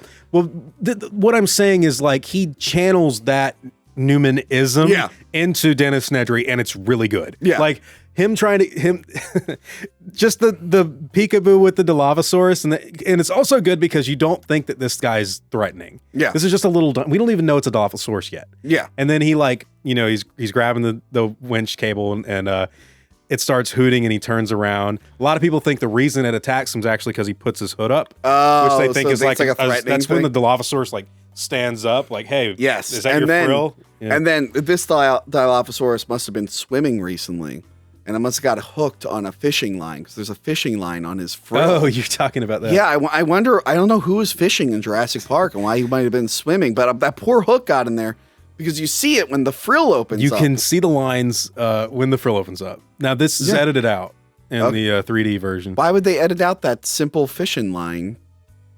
It's not it's a special effect problem, man. Klayton, I want a video saying like, how did the Dilophosaurus get that fishing line in its frill? That'd be a great April Fool. If you could come back as Peter Jackson. Oh, crikey! Oh, I collected the Dilophosaurus thing. I was the worst Peter Jackson in your video. Hey. So yeah, he attacks. He spits the venom at him, and he attacks him. And this is where he drops the embryos. Yeah, and the setup for JP2 began. Yeah, so but we talked about like it wouldn't have made sense. No, because there wasn't enough time because it had such a small window. Yeah, but in the Telltale game, they tried to come back and say, "Oh, it's extended." Yeah, Spielberg did want to do this for Jurassic Park 2. Like he wanted to use the embryos going forward. Even says on the Blu-ray release, which was in 2011, he's like, "Oh yeah, we're gonna use it." They wrote a whole script for Jurassic Park 4. Yeah, with these embryos, which for somehow they were still okay, like 10 years. Like you would have later. had to have someone go in there and then find, which they do in the video game, but like it would have been really hard to find. I think it's just there to be like, hey, he was doing all of this for this, and now it's dead. done. Yeah, and then also people bring up like, how did the Dilophosaurus get in the car without him noticing? He could have jumped in while he was like, but then why would? But also it could have just been another Dilophosaurus. Could have been, and I mean, on top of that, like. The perfect time to attack Nedry would have been when he's on the fucking ground. By the way, again, good physical comedy, hitting the head on the thing and falling. If you watch the AVGN Trespasser episode, which a lot of people don't like, even though I'm in it, even though I wrote it, if Dennis Nedry just brought his mace from Site B, his ultimate dinosaur killing mace, he would have been fine. Yeah, the most powerful weapon in Trespasser. Nedry has a fucking medieval mace, like a fucking. And we showed what it looked like if he brought the mace. Yeah. So Muldoon and Ellie show up. They find Jeff Goldblum, and they're looking around. They at this point they're still on the sound stage. Yeah. And, right. Yeah. It cuts to them. They leave. Malcolm is in the Jeep, and he's still on the sound stage. Yeah. And he hears the impact tremor, and he knows the T-Rex is coming. Anybody hear that? It's an impact tremor is what it is. Fairly alarmed here. And then the Jeep flips. They're no longer in the sound stage. They're in a It's a new location, yeah. Completely different location that's way more wooded. You don't see the fence or anything. You don't see the fence or anything. Yeah. I feel like this might have been added later. I don't know. And then the T-Rex roller skates. Now, I showed you that. You really had never seen that before? If I did, I forgot. Okay, so Jurassic Park, a lot of you that are watching probably will never have known this. And if you don't want to break any illusion, then don't watch this part. But like, so if you pay close attention to the left side of the jungle where Ellie and Muldoon are running, you can see that they didn't really feel like editing the T-Rex walking in. So the T-Rex is already there. Mm-hmm. And they slide him in, and then he moves the things, but like it's a still image. It's like the Rex just kind of slides. You look at the feet don't move. He's just kind of like whoop. And then it's animated. And then they do this a lot in video games where character models will be hidden in like a certain pose, and then they start animating. And then they don't they don't animate until you hit a certain point. This is in Jurassic Park. You can watch the T-Rex have these skating, like sliding, but it's also in Camp Cretaceous. That's funny. So it's a fun chase scene. Mm-hmm. Steven Spielberg calls back to Duel with the rear view mirror. By the way, this is my favorite scene in all of Jurassic Park. But the images appear bigger. Yeah. Which again, I think we created pretty well in Trespasser, but people didn't like that episode. Again, with logic, we know that cars don't have that on the driver's side mirror. That's only on the passenger, but it's cool. Whatever. Yeah. It's a cool scene, but he did it in Duel with the truck and the reflection. So they outrun the T-Rex. The Brachiosaurus scene, I think we were talking about, is pretty underrated. This is the bathroom break scene of the movie. Yeah. I wish I had brought my raptor claw for this. Well, we'll bring it back next time I fly you out. So this is Grant's learning to like be one, like try to tolerate kids. Well, this is character development time. Yeah, character development time. The Brachiosauruses look weird here. They look stop motion. They're very storybooky. Yeah, but they look stop motion. I don't know. It must have something to do with the darkness. No stop motion was used in Jurassic Park. Yeah, but that's what I'm saying. It just looks like it, which is maybe that was one of the main things they used with the DID device. Yeah. So the scene's pretty good. You know, he's bonding with them, and then Hammond is bonding with Ellie, and she's decided that she's against the park. Obviously. But he's also talked about like, oh yeah, I did this thing, kids loved it, and I wanted to recreate that. I wanted to give them something real. And she's like, yeah, I get what your intentions were, but you can't do this again. This is wrong. People are dying. People are dying. Literally, people have died. You've gone next too far. time, it'll be flawless. Yeah, next time it'll be great. There's not going to be a next time, you asshole. And a lot of people think this is what pushes Hammond to like change, but it's not really until the very end of the movie because he mentions later on he still thinks the park can like work. We all have delays. Yeah. When the Pirates of the Caribbean breaks down, the pirates don't eat the tourists. It's like, dude, John, nothing's going right today. But also, he's a liar because he says he's eating the ice cream because it was all melting. Oh, we're going to talk about that. Okay. Yeah, and I was just like, oh, yeah, because the power went out. But then we realized, oh, no, the power's not out. The ceiling fans are going on, man. We're like, oh, he's just a liar. I think maybe Nedry was just a dick and he was like, fuck those guys. And turned off the refrigerator. Fuck their ice cream. But then Hammond had to be like, I had to check the refrigerator. It is a problem with the script. Like, you think about it, it would make sense if it was after Sam Neill cut everything, but at this point, they're still fucking around on computers and stuff. Yeah. The power's on. Yeah. So, like, but maybe Hammond was just, like, had such bad anxiety. Like, took everything out. Relatable. Yeah. So the next scene, the Brachiosaurus wakes them up. You don't like the animatronic? Personally, that's my least favorite animatronic in the film, just because of the limited movement. And I after seeing Stan Winston's, like, it's just a neck and a head. And I don't mind it chewing like a cow, but the Rex animatronic looks way better. Triceratops animatronic, I think, is the best in the film. That it looks fine for what it is. It's fine, but it also has a cold. It also is sick. So I don't know if they were planning some idea there. But there were earlier drafts where all the dinosaurs were already dying. Okay, and I guess that kind of made it into this. But, yeah, it's weird how those little kernels like stick through different drafts. Yeah, so the scene's kind of cute. Ellie's trying to learn to like dinosaurs after having Lex. After having like the worst experience ever that you could possibly have, and then sneezes on her. And then the Brachiosaurus turns into a horrible CGI model and sneezes on her. Again, both of the CGI model and the animatronic in that scene, I just don't. I think the animatronic's fine. The CGI model. Maybe it's the lighting, right? There's also like it was so new. Yeah. Oh, for sure. Yeah. Color correcting and lighting CGI models to match the screen is a problem. Movies so brown. Yeah, movies had a problem with that for a long time. I get it. Leading up to the early 2000s. This is Jurassic Park, though, so it's not a big deal. Yeah. The next scene, you told me this is the raptor paddock. This is the actual Velociraptor paddock. Yeah. So what they were throwing the raptors in at the beginning of the movie was just a holding pen. Yeah. If you watch the screen when Sam Jackson is watching the you can see the raptors are actually housed like in the middle between all the other dinosaurs. Yeah. They stumble upon their nest. At the time growing up, you thought the same thing too, that these were Gallimimus eggs. Yes. Trading cards said that the Gallimimus scene follows right after it. But if you look at the footprints, they're two-toes. They're raptors. And they look exactly like the adults. So this is where Grant says that some frogs can change their gender. There are animals that could do that. There's a fish that does it. There's a fish that will like be male and then after a certain point be like, well, I'm changing. And then like it shed, like it's horrifying. It's like, oh my God. It just like completely changes its body. The into a female. metamorphosis has begun. So there are animals that can do it. And apparently Wu did not look the frog up that they were using DNA from. He's got that against him. He's got the lysine shit, which obviously doesn't work. Even the ending of the first book is way more open with like the dinosaurs escape the island. Yeah. And they're eating lysine-rich crops. Yeah. In the movie, it's not like that. But like Wu screwed up a lot. Yes. Now, I will bring up, there's this fan theory is the only one from Jurassic Park that I think makes a lot of sense and is cool. So the raptors were already breeding. Yes. Well, obviously. We've one got of them. their eggs there.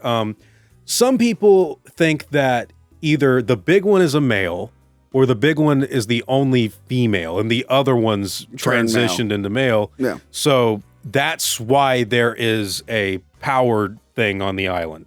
Yeah. Where before, they've obviously been breeding, but now we get the dynamic of like male v female.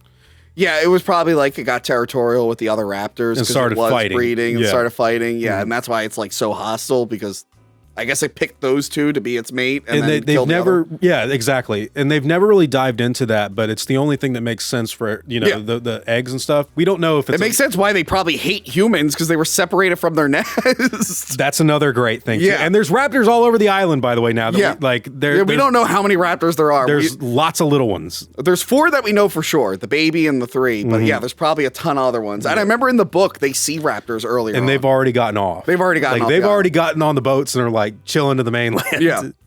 God, the book, how they keep track of the dinosaurs is so stupid. It's like just microchip them, but that probably wasn't a thing at that point. They've got the motion sensors and stuff, but you are right. Microchipping them would have been... Did we have motion sensors that track the movements and then it calculates it? It's like... I love the part in the book where they're like looking for 238 animals, and Malcolm's like, look for 239, and it finds like another compy, and they're like, what? Oh no, we screwed up. Yeah, that's something we left out. Compies in the book were used to clean up waste, and they're just not in this. They're not in the first one, no. No. So back at the control room, we get the iconic shot of Jeff Goldblum. Why did that become iconic? Because he's a good-looking dude. And you get to see his tattoo. His tattoo, we can't tell what the tattoo is. Nobody has been able to. So it's not in Lost World because Malcolm's always wearing long sleeves. Yeah. I don't know if they're going to remember it for the next movie. Probably not, but like... Probably not. I don't even think Goldblum remembers it, but like Malcolm has this weird chaos something tattooed on him. But so they talk about how they have to shut down the system because there's no way to figure out the line of code that he screwed up. Like there's 2 million line of code. Yep. So they do that. They mention the lysine contingency where the animals need to be fed lysine or they die. Mm-hmm. They go into a coma and die. And Hammond's just like, just shut down the system, restart it. So they do that, and Spielberg gets more of his floodlights and black lights and flashlights. But Arnold's like, hey, it worked, but I got to go switch off the breakers. Right. Let me go by myself while all the dinosaurs are out. And no one goes, we should go with you. You should probably take a gun. Like, yeah, something. Even if a herbivore is out, the herbivore can feel threatened and kill you. Like, right. You should, and he's like, no, I'm just going to go by myself and do it. It's totally a way to just kill him. Yeah. They're like, we need an excuse to find you later after you're dead.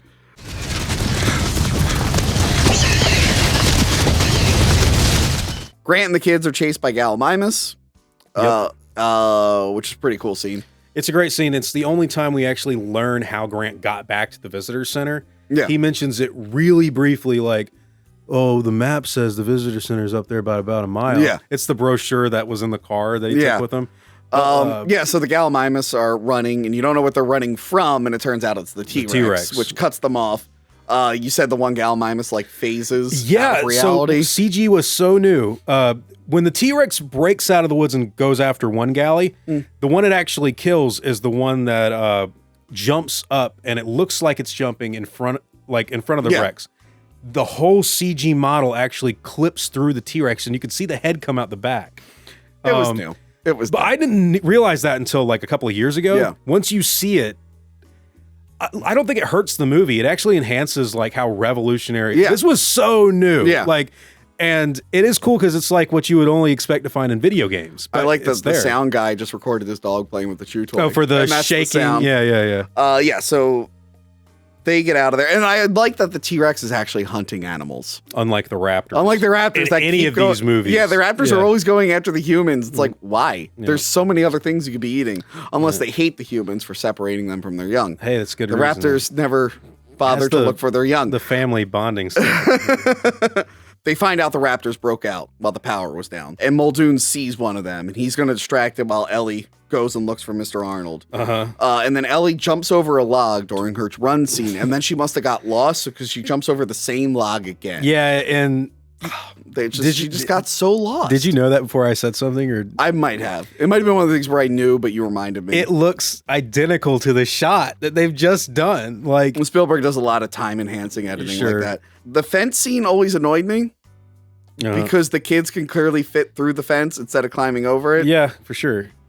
How do you like the dad joke of him like... I like that. I like it a lot too. I like that too. But they have to climb the fence, and this scene was always really tense. Yeah. Because Ellie is turning on the power while they're climbing the fence, and it's like, oh no, another ticking clock. So many ticking clocks.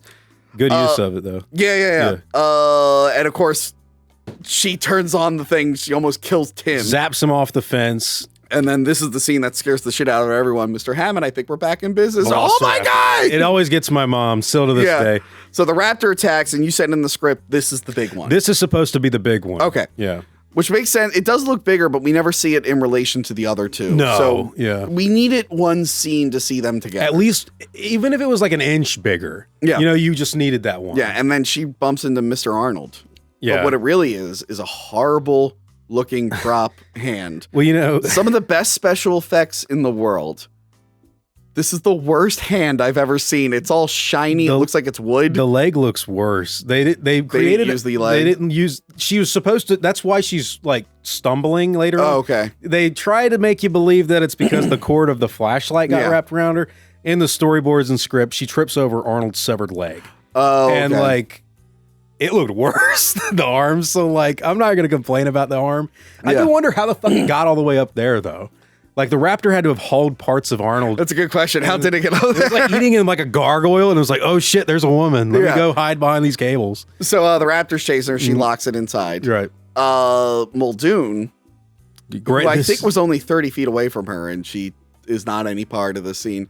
He's hunting the raptor. Right. And then we finally get the payoff where like, oh no, they attack you from the side. So the raptor was luring him so the other raptor can grab him. It's fucking cool, man. We get the clever girl. It's badass. It's a great line. Again, I told you, good dialogue, good setup, good like use of your monsters. Nice PG-13 kill with the plants. Oh yeah, in front for sure. of it. That looks hardcore where it's like snapping on his face. Yeah. Yeah. So Grant saves Tim, does CPR on him, and they go back to the visitor center. They were like right there. Yeah. Yeah. And again, the raptors are going after the humans. Mm-hmm. Eat something else. Eat something. You know the humans are literally the only things on the island that can kill you. Well, the sick triceratops would be really easy to... The sick triceratops just sitting there right for you. Yeah. It's not even the tranquilized. But what you call it? Grant is not with the kids during this because he's looking for Ellie. And they go back to that bunker to get the weapons. Yep. And I love the kids run away. And I love, they're like, all right, so you sure you secured the other one? She's like, yeah, let's say figure out how to open doors. And then the next shot is the raptor opening the door. Hey, man, everything to do with raptor intelligence and stuff paid up to this. And it was cool. This is not an issue with Jurassic Park. Yeah. My issue is with the sequels. I think of how much cool shit you could do without getting silly. Yeah. How raptors are smart. Yeah, like they ride motorcycles. Dude, No. Oh my God. That's new. So like there was an unused thing in Jurassic Park 3. I'm not even going to bring it up. No, don't even bring it up. Okay. Save that for your chat. Okay, so check this out. Yeah. Like I wrote a script for Jurassic Park 4. Oh, okay. Growing up as a teenager. Okay. Really excited to see part 4. And one of the things I wanted to do was make the raptors smart to where like there's a mercenary shooting raptors, right? He's killing them. And then the raptors stop coming out. Yeah. And you see like the woods jiggle a little bit and they shoots like where the bushes are. And he's not killing anymore. None are coming out. Then you cut away to the velociraptor and you like pan down to its toe claw. Yeah. And it's like tapping every time a gun is going off. Oh. It's counting the bullets. It's counting the bullets. And, like, that's kind of cool. That was my idea. But then it would have to know how many bullets are in there. Yeah, so it was doing it for a while, right? Okay, I get it's not the smartest thing, but you know how horses tap and stuff? Yes. So like, but just think, if a dumb fucking fan like me can come up with, why didn't any of the other sequels do something like, because the raptors look kind of dumb and some in the Lost World where they start fighting each other. Yeah. And I mean, animals are assholes and they do that. But how about like, by the way, Ellie, cats and dogs figured out doorknobs. Sometimes they can't grip it if it's a circular doorknob, but I had a dog that knew how to open up our gate. Like, you should have assumed. That would be a great joke in a new Jurassic Park movie. Yeah. If, like, they defeated how the raptors could get in by just changing it to the knob. Yeah. The raptors were like, no, I can't get it. But, I had a cat that did that. He would try to get it, but he couldn't get his claws on it. It would piss them off so bad. But anyway, the kitchen scene. Another super tense, great scene. Yeah. My only issue is the CGI in this particular scene with the raptors is hit or miss. There is a very big difference because they didn't have the nighttime to kind of cover up the difference. You can totally tell when something's animated digitally versus a physical prop. Which the T-Rex, it wasn't that bad because it was mostly at night. Yeah. And even though they were totally different designs. Yeah, they're totally different designs. You wouldn't even like think about it. But no, this scene is awesome. Oh, yeah, it's I like badass. they trick it with the reflection, and then they trick the other one into the freezer. Lock him in. They lock him in. Technically, they kill a raptor. They kill that raptor, Starved but I'm sure there's going to be a comic where someone went to the island and let out that raptor. In Camp Cretaceous, which is a Netflix animated Jurassic Park series. Oh yeah, they went back to the visitor center and they never checked the freezer. No, and I was so adamant. I was like, oh, they're gonna do it. They're gonna do it. Because I wanted that to happen. Like I wanted to see like a dead raptor. Yeah. But you know what they do instead? They blow up everything. Yeah, they blow up. They fucking don't see shit. But like, what the fuck, guys? So finally, Grant shows up with the gun. They get back to the control room, and they have to turn on everything before the raptor. Yeah, they got to reboot the system. Up.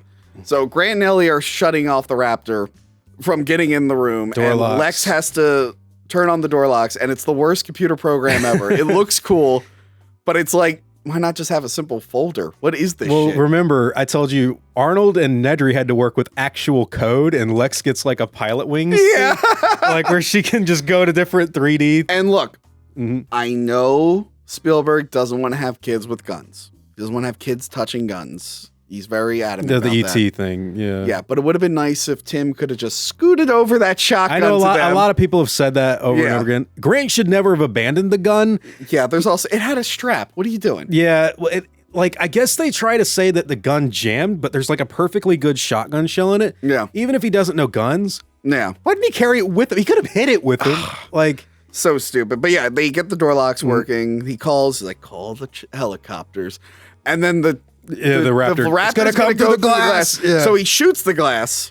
Which probably weakened the glass. Also, what the fuck? Their glass isn't that strong? Like, well, this is a horrible part. Well, yeah, okay, but isn't that the theme of Jurassic Park? They don't have blast shields that come down. Blast shields. Or like a fence. That would have been interesting if they even had like some a mall retail store fence would have been enough. Concrete moats around the visitor center. Like around the doors. Every time you go in, you jump over a fucking chasm. Yeah. So it breaks in, it attacks them when they're in the top of the ceiling, which by the way, don't climb up these you'll just fall through this drop ceiling. But I like when the raptor comes up and it doesn't make a sound. And Alan kicks it in the face. Kicks it, and then this is the famous scene where the stunt woman looked up at the camera. So they just digitally put Lex's face on her. Which is like the earliest example of breaking ground, like left and right. So what we did was actually replace the stunt girl's face with her face so that it looks like her actually falling through the ceiling. There's a really fun scene where they're on the fossils. Did that happen in the book? Were they fighting in the visitor center? I forget. In the visitor center with the raptors? No. I know. I know Grant makes bombs out of eggs or whatever and poisons them. That could have been so fucking cool. So in the book, Grant injects the eggs from the hatchery with poison and makes the raptors eat them, and they kind of drop dead. And that's where they find the baby raptor that can camouflage. No, they find the baby raptor that can camouflage a little bit later. That's the one. The raptor's name is Clarence. Okay. And that one leads them back to the big nest. Right. Which is where the raptors are around. Because you find out a lot of the genetic material, and when Jurassic World used this, like it's affecting some of them, so they've got the ability to camouflage now. Yeah. But anyway, really fun seeing them climbing on the skeletons, which I think there was something similar in Carnosaur. Oh, really? Yeah. Originally, the ending of the movie was for the skeletons to drop on the raptors. Crush one of them, and Hammond was going to shoot the other one. But that's not big enough. No. They're like, we got to go big or go home. I'm glad they did, dude. No, it was... This is spectacle done right. For this movie, it was smart. Oh, for sure. Oh, you're going to get it. I'm going to get into that later. Yeah, we'll get to that. So, they're cornered. The big one on one side, the other one on the other side. And this scene still gets me tense. Like, I remember being in the theater going like, this movie's going to end with them being murdered. I don't know how they're going to get out of it. This is going to be a real sad ending. It's really well done. It's cool. And then, of course, right before it jumps, boom. T-Rex. Yeah. I mean, they didn't hear it running. No. It somehow knew there were things in there, even though its vision's based on movement. There's another fan theory that says that because Grant was screaming on the fence and that Rex roars, it followed him. Oh, okay. I don't care. I think it's just walking around and being like, what's that? Oh, fucking raptor. And then people say, like, they do show they're constructing the center. It's not finished yet. So there's a reason it came in, except for when you look at the wide shot in the when exterior, you can't see it on the outside. When you can tell it's like, no, that's not there. Yeah, for sure. That's what happens when your exterior is in Hawaii and your interior is in a soundstage in LA. The visual effects guys were asking Spielberg, this is a cool ending, but how do we get the T-Rex in the building? Yeah. And Spielberg said through the top of the frame. In other words, like, it doesn't fucking matter. Yeah, it doesn't matter. But yeah, and then, the camouflaging must have happened to the raptors. Because there's one frame where the raptor is in the T-Rex's mouth where it just turns invisible. They probably should have used that invisibility cloak a little bit earlier, but only for one. I don't know. It's a digital glitch. It's actually pretty cool. Yeah. I mean, again, it's a mistake, or not really a mistake. It's just a failed thing that no one noticed because it's literally one frame. Right. But yeah, it tosses. I'll probably get some of my friends to like write that into the canon. This raptor could camouflage for like a split second. So yeah, it's awesome. The other one jumps on its neck, which was Roger Ebert's favorite part. Yeah, he loved it. Sacrifices itself. So Ebert, when this movie came out, Jurassic Park was not like, oh my God, it's the greatest movie ever made. They liked it. Yeah. But Ebert and Siskel they ironically said like, don't you miss the awe and wonder of Spielberg's work like Jaws? Yeah. And Close Encounters? Yeah. Now we all recognize Jurassic Park as like, great. Yeah. And they're like, for Jurassic World, they're like, don't you miss what it was like Jurassic Park? Now, you know what movie they really did like that they had a lot of fun with? What? Carnosaur. Actually, didn't Siskel give that a thumbs up? Yeah. Steven Spielberg's Jurassic Park is coming out next month, and it's going to feature high-tech dinosaurs. It's going to be interesting to see, however, whether he has any humans as enjoyable as Diane Ladd's character in Carnosaur. So a marginal thumbs up for me. Well, a thumbs down for me, Gene, although I did enjoy Diane Ladd's kind of mad intensity. Yeah. And then Grant's like, hey, I'm not going to endorse your park. And Hammond's like, so that's fair. Yeah. Hammond should have been like, fair. Hammond should have been like, well, just hear me out. What is... Remember, even after that, he's like, everyone's getting on the fucking helicopter. He's like, they're my dinosaurs rolling. He's looking at it and he's just like... It's the look of a defeated man. He has a Tiger King moment where he goes, I'm never going to financially recover from this. Yeah, that's true. I love that moment though when they get him back in the chopper and he's just looking at the amber can. You could see in his There's so much. There's no dialogue in this. You see you know exactly what he's feeling and thinking. You see him feeling defeated. You see Ellie look at Grant with the kids. And she's probably like, oh my God, he's come around. We're going to have so many babies in Jurassic Park 3 together. And we're going to be happily married in Jurassic Park 3. I think they're going to fix that in the next one. That poor man she married. You want to erase? All I'm saying is... Little Timmy, what was his name? Who was the... Charlie. Charlie. You want Charlie's parents to be separated? How dare you? Here's how I'd write it. Think about Charlie over your own feelings. Maisie unleashes the dinosaurs and Ellie's house is right there. And so they're all playing in the, and then fucking here comes Triceratops and shit kills them all. Suddenly Ellie's single again. Yeah. And then you do Jurassic World 3. Then we cut to the birds. Yep. To wrap up that theme. And then, they fly off into the sunset. We see Steven Spielberg, and then we see Kathleen Kennedy, who ruined Star Wars. Her name next to Jerry Molden, which it's like, that wouldn't happen today. No, the way tribalism is gone. Yeah, sure. that wouldn't. Kathleen Kennedy's not co-producing anything with him today. But it's funny to see their names back to back and be like, wow, it really was a different time. That is true. You brought that up. That's actually kind of funny. It's if really you look funny. back at stuff. He did the Meg, though. I mean, he did the Meg. She did Last Jedi. Yes. So, this movie's great. It's incredible. I love it. It was really great. And there was no need to ever do any sequels, and they did 6 sequels, I think. Well, if you count the short film and everything. And the new one coming out, right? Well, that would be 5 sequels. 5 sequels, yeah, you're right. We need to bring this up. The way the movie ends is perfect. It does not need a sequel. No, they explained everything. They explained the dinosaurs are all going to die. They had their questions and whatnot. The park failed. Now, if you read the book is definitely like, no, the dinosaurs are going to be, they lived. Yeah, they're everywhere. They're everywhere now. They already made it to the mainland. And even it's kind of weird that the first half of Lost World plays with that idea. Yeah. Richard Levine has like this big map of like sightings of dinosaurs on it. And the government like finds their bodies and burns them, which is really cool. I hope they do that in the new movie. I hope they do something But like, and then they go to another island. Yeah, it's stupid. The Site B thing was always stupid. I like Isla Sorna only in Lost World, and that's only because of the redwoods look. I think it's cool that it looks different. Yeah, you know, it's interesting. They got California redwoods in South America. You know, those trees that are known for being in Northern California. Whatever. In South America, they're there. As a film, Jurassic Park 1 does, like, it didn't, I guess, would you say similar to Star Wars? Didn't need a sequel, but because it was popular. Yeah. And when I say Star Wars, I mean the 1977 Star Wars. Yeah. Because it wraps everything. The only thing you could say... Darth Vader is still alive, and they're still an empire. Which was like the Barbasol canon, this. Yeah. Which, again, they didn't use. Yeah, or I guess Biosyn is still out there, but... And that's my big problem with a lot of the sequels. And Dominion will fix this, but like, there's a rival company. Yeah. That knows you've cloned dinosaurs. Yeah. That you could have done so much with it. They want to steal your dinosaurs in this movie. They could have went to that island and stole your technology. They're not in Lost World. They're not in Jurassic Park 3. They're not in Jurassic. They only come back now. Yeah. I'm sure they'll do the legwork and say that maybe they've been on the board of Engine since Lost World or something. Yeah, maybe Engine bought them. I don't know. Whatever. Don't you think, who in the theater in 97 would have been like, where'd they go? And not only that, but like, you have a Californian Jurassic Park that's been up since the 80s. Yeah, that was weird. That movie's not good. You imagine people driving by like, wonder when that opens up. So I don't think we're going to cover Lost World or Jurassic Park 3 because on rental reviews, I think me and Kieran did a really good debate. I love the Lost World, but I know he doesn't.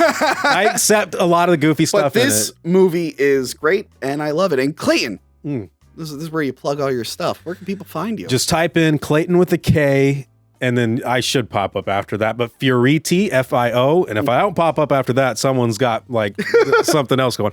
I do Jurassic Park videos. I was gonna say, good for you that they did make sequels, or you'd be I'd be out of a job. Yeah, you should be like, they should make more. They should make them every day. Those Jurassic Universe things, fuck it, let's do it, man. But I mean, no. Realistically, I care about the franchise. Yeah. I like what they've done. They've had a lot of mistakes around the way, which we'll get to talking about. But like, yeah, just I talk about Jurassic Park. If you want to talk more about it, go to that YouTube channel. Like I said, he beat me to the punch. But anyway, thank you for watching. Make sure to like, share, and subscribe. If you're listening to the podcast version, you're about to hear the voicemail segment. If you're on the Patreon, that's someone calling right now for the voicemails. If you're on the Patreon, you'll see the video of the voicemail segment. And make sure to check out hackthemovies.com. It's our merch store and everything. And check out Klayton. And if you're here because of Klayton, hi, please subscribe. He's cool, I swear. I'm okay. And yeah, that's it. Goodbye.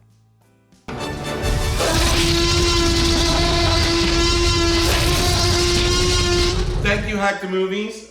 From Olivia and I, your official paleontologist for Hack the Movies. And we look forward to more questions from you guys. So thank you. Remember to like, comment, and subscribe. Check out our other videos and Patreon page. Talking about tapes.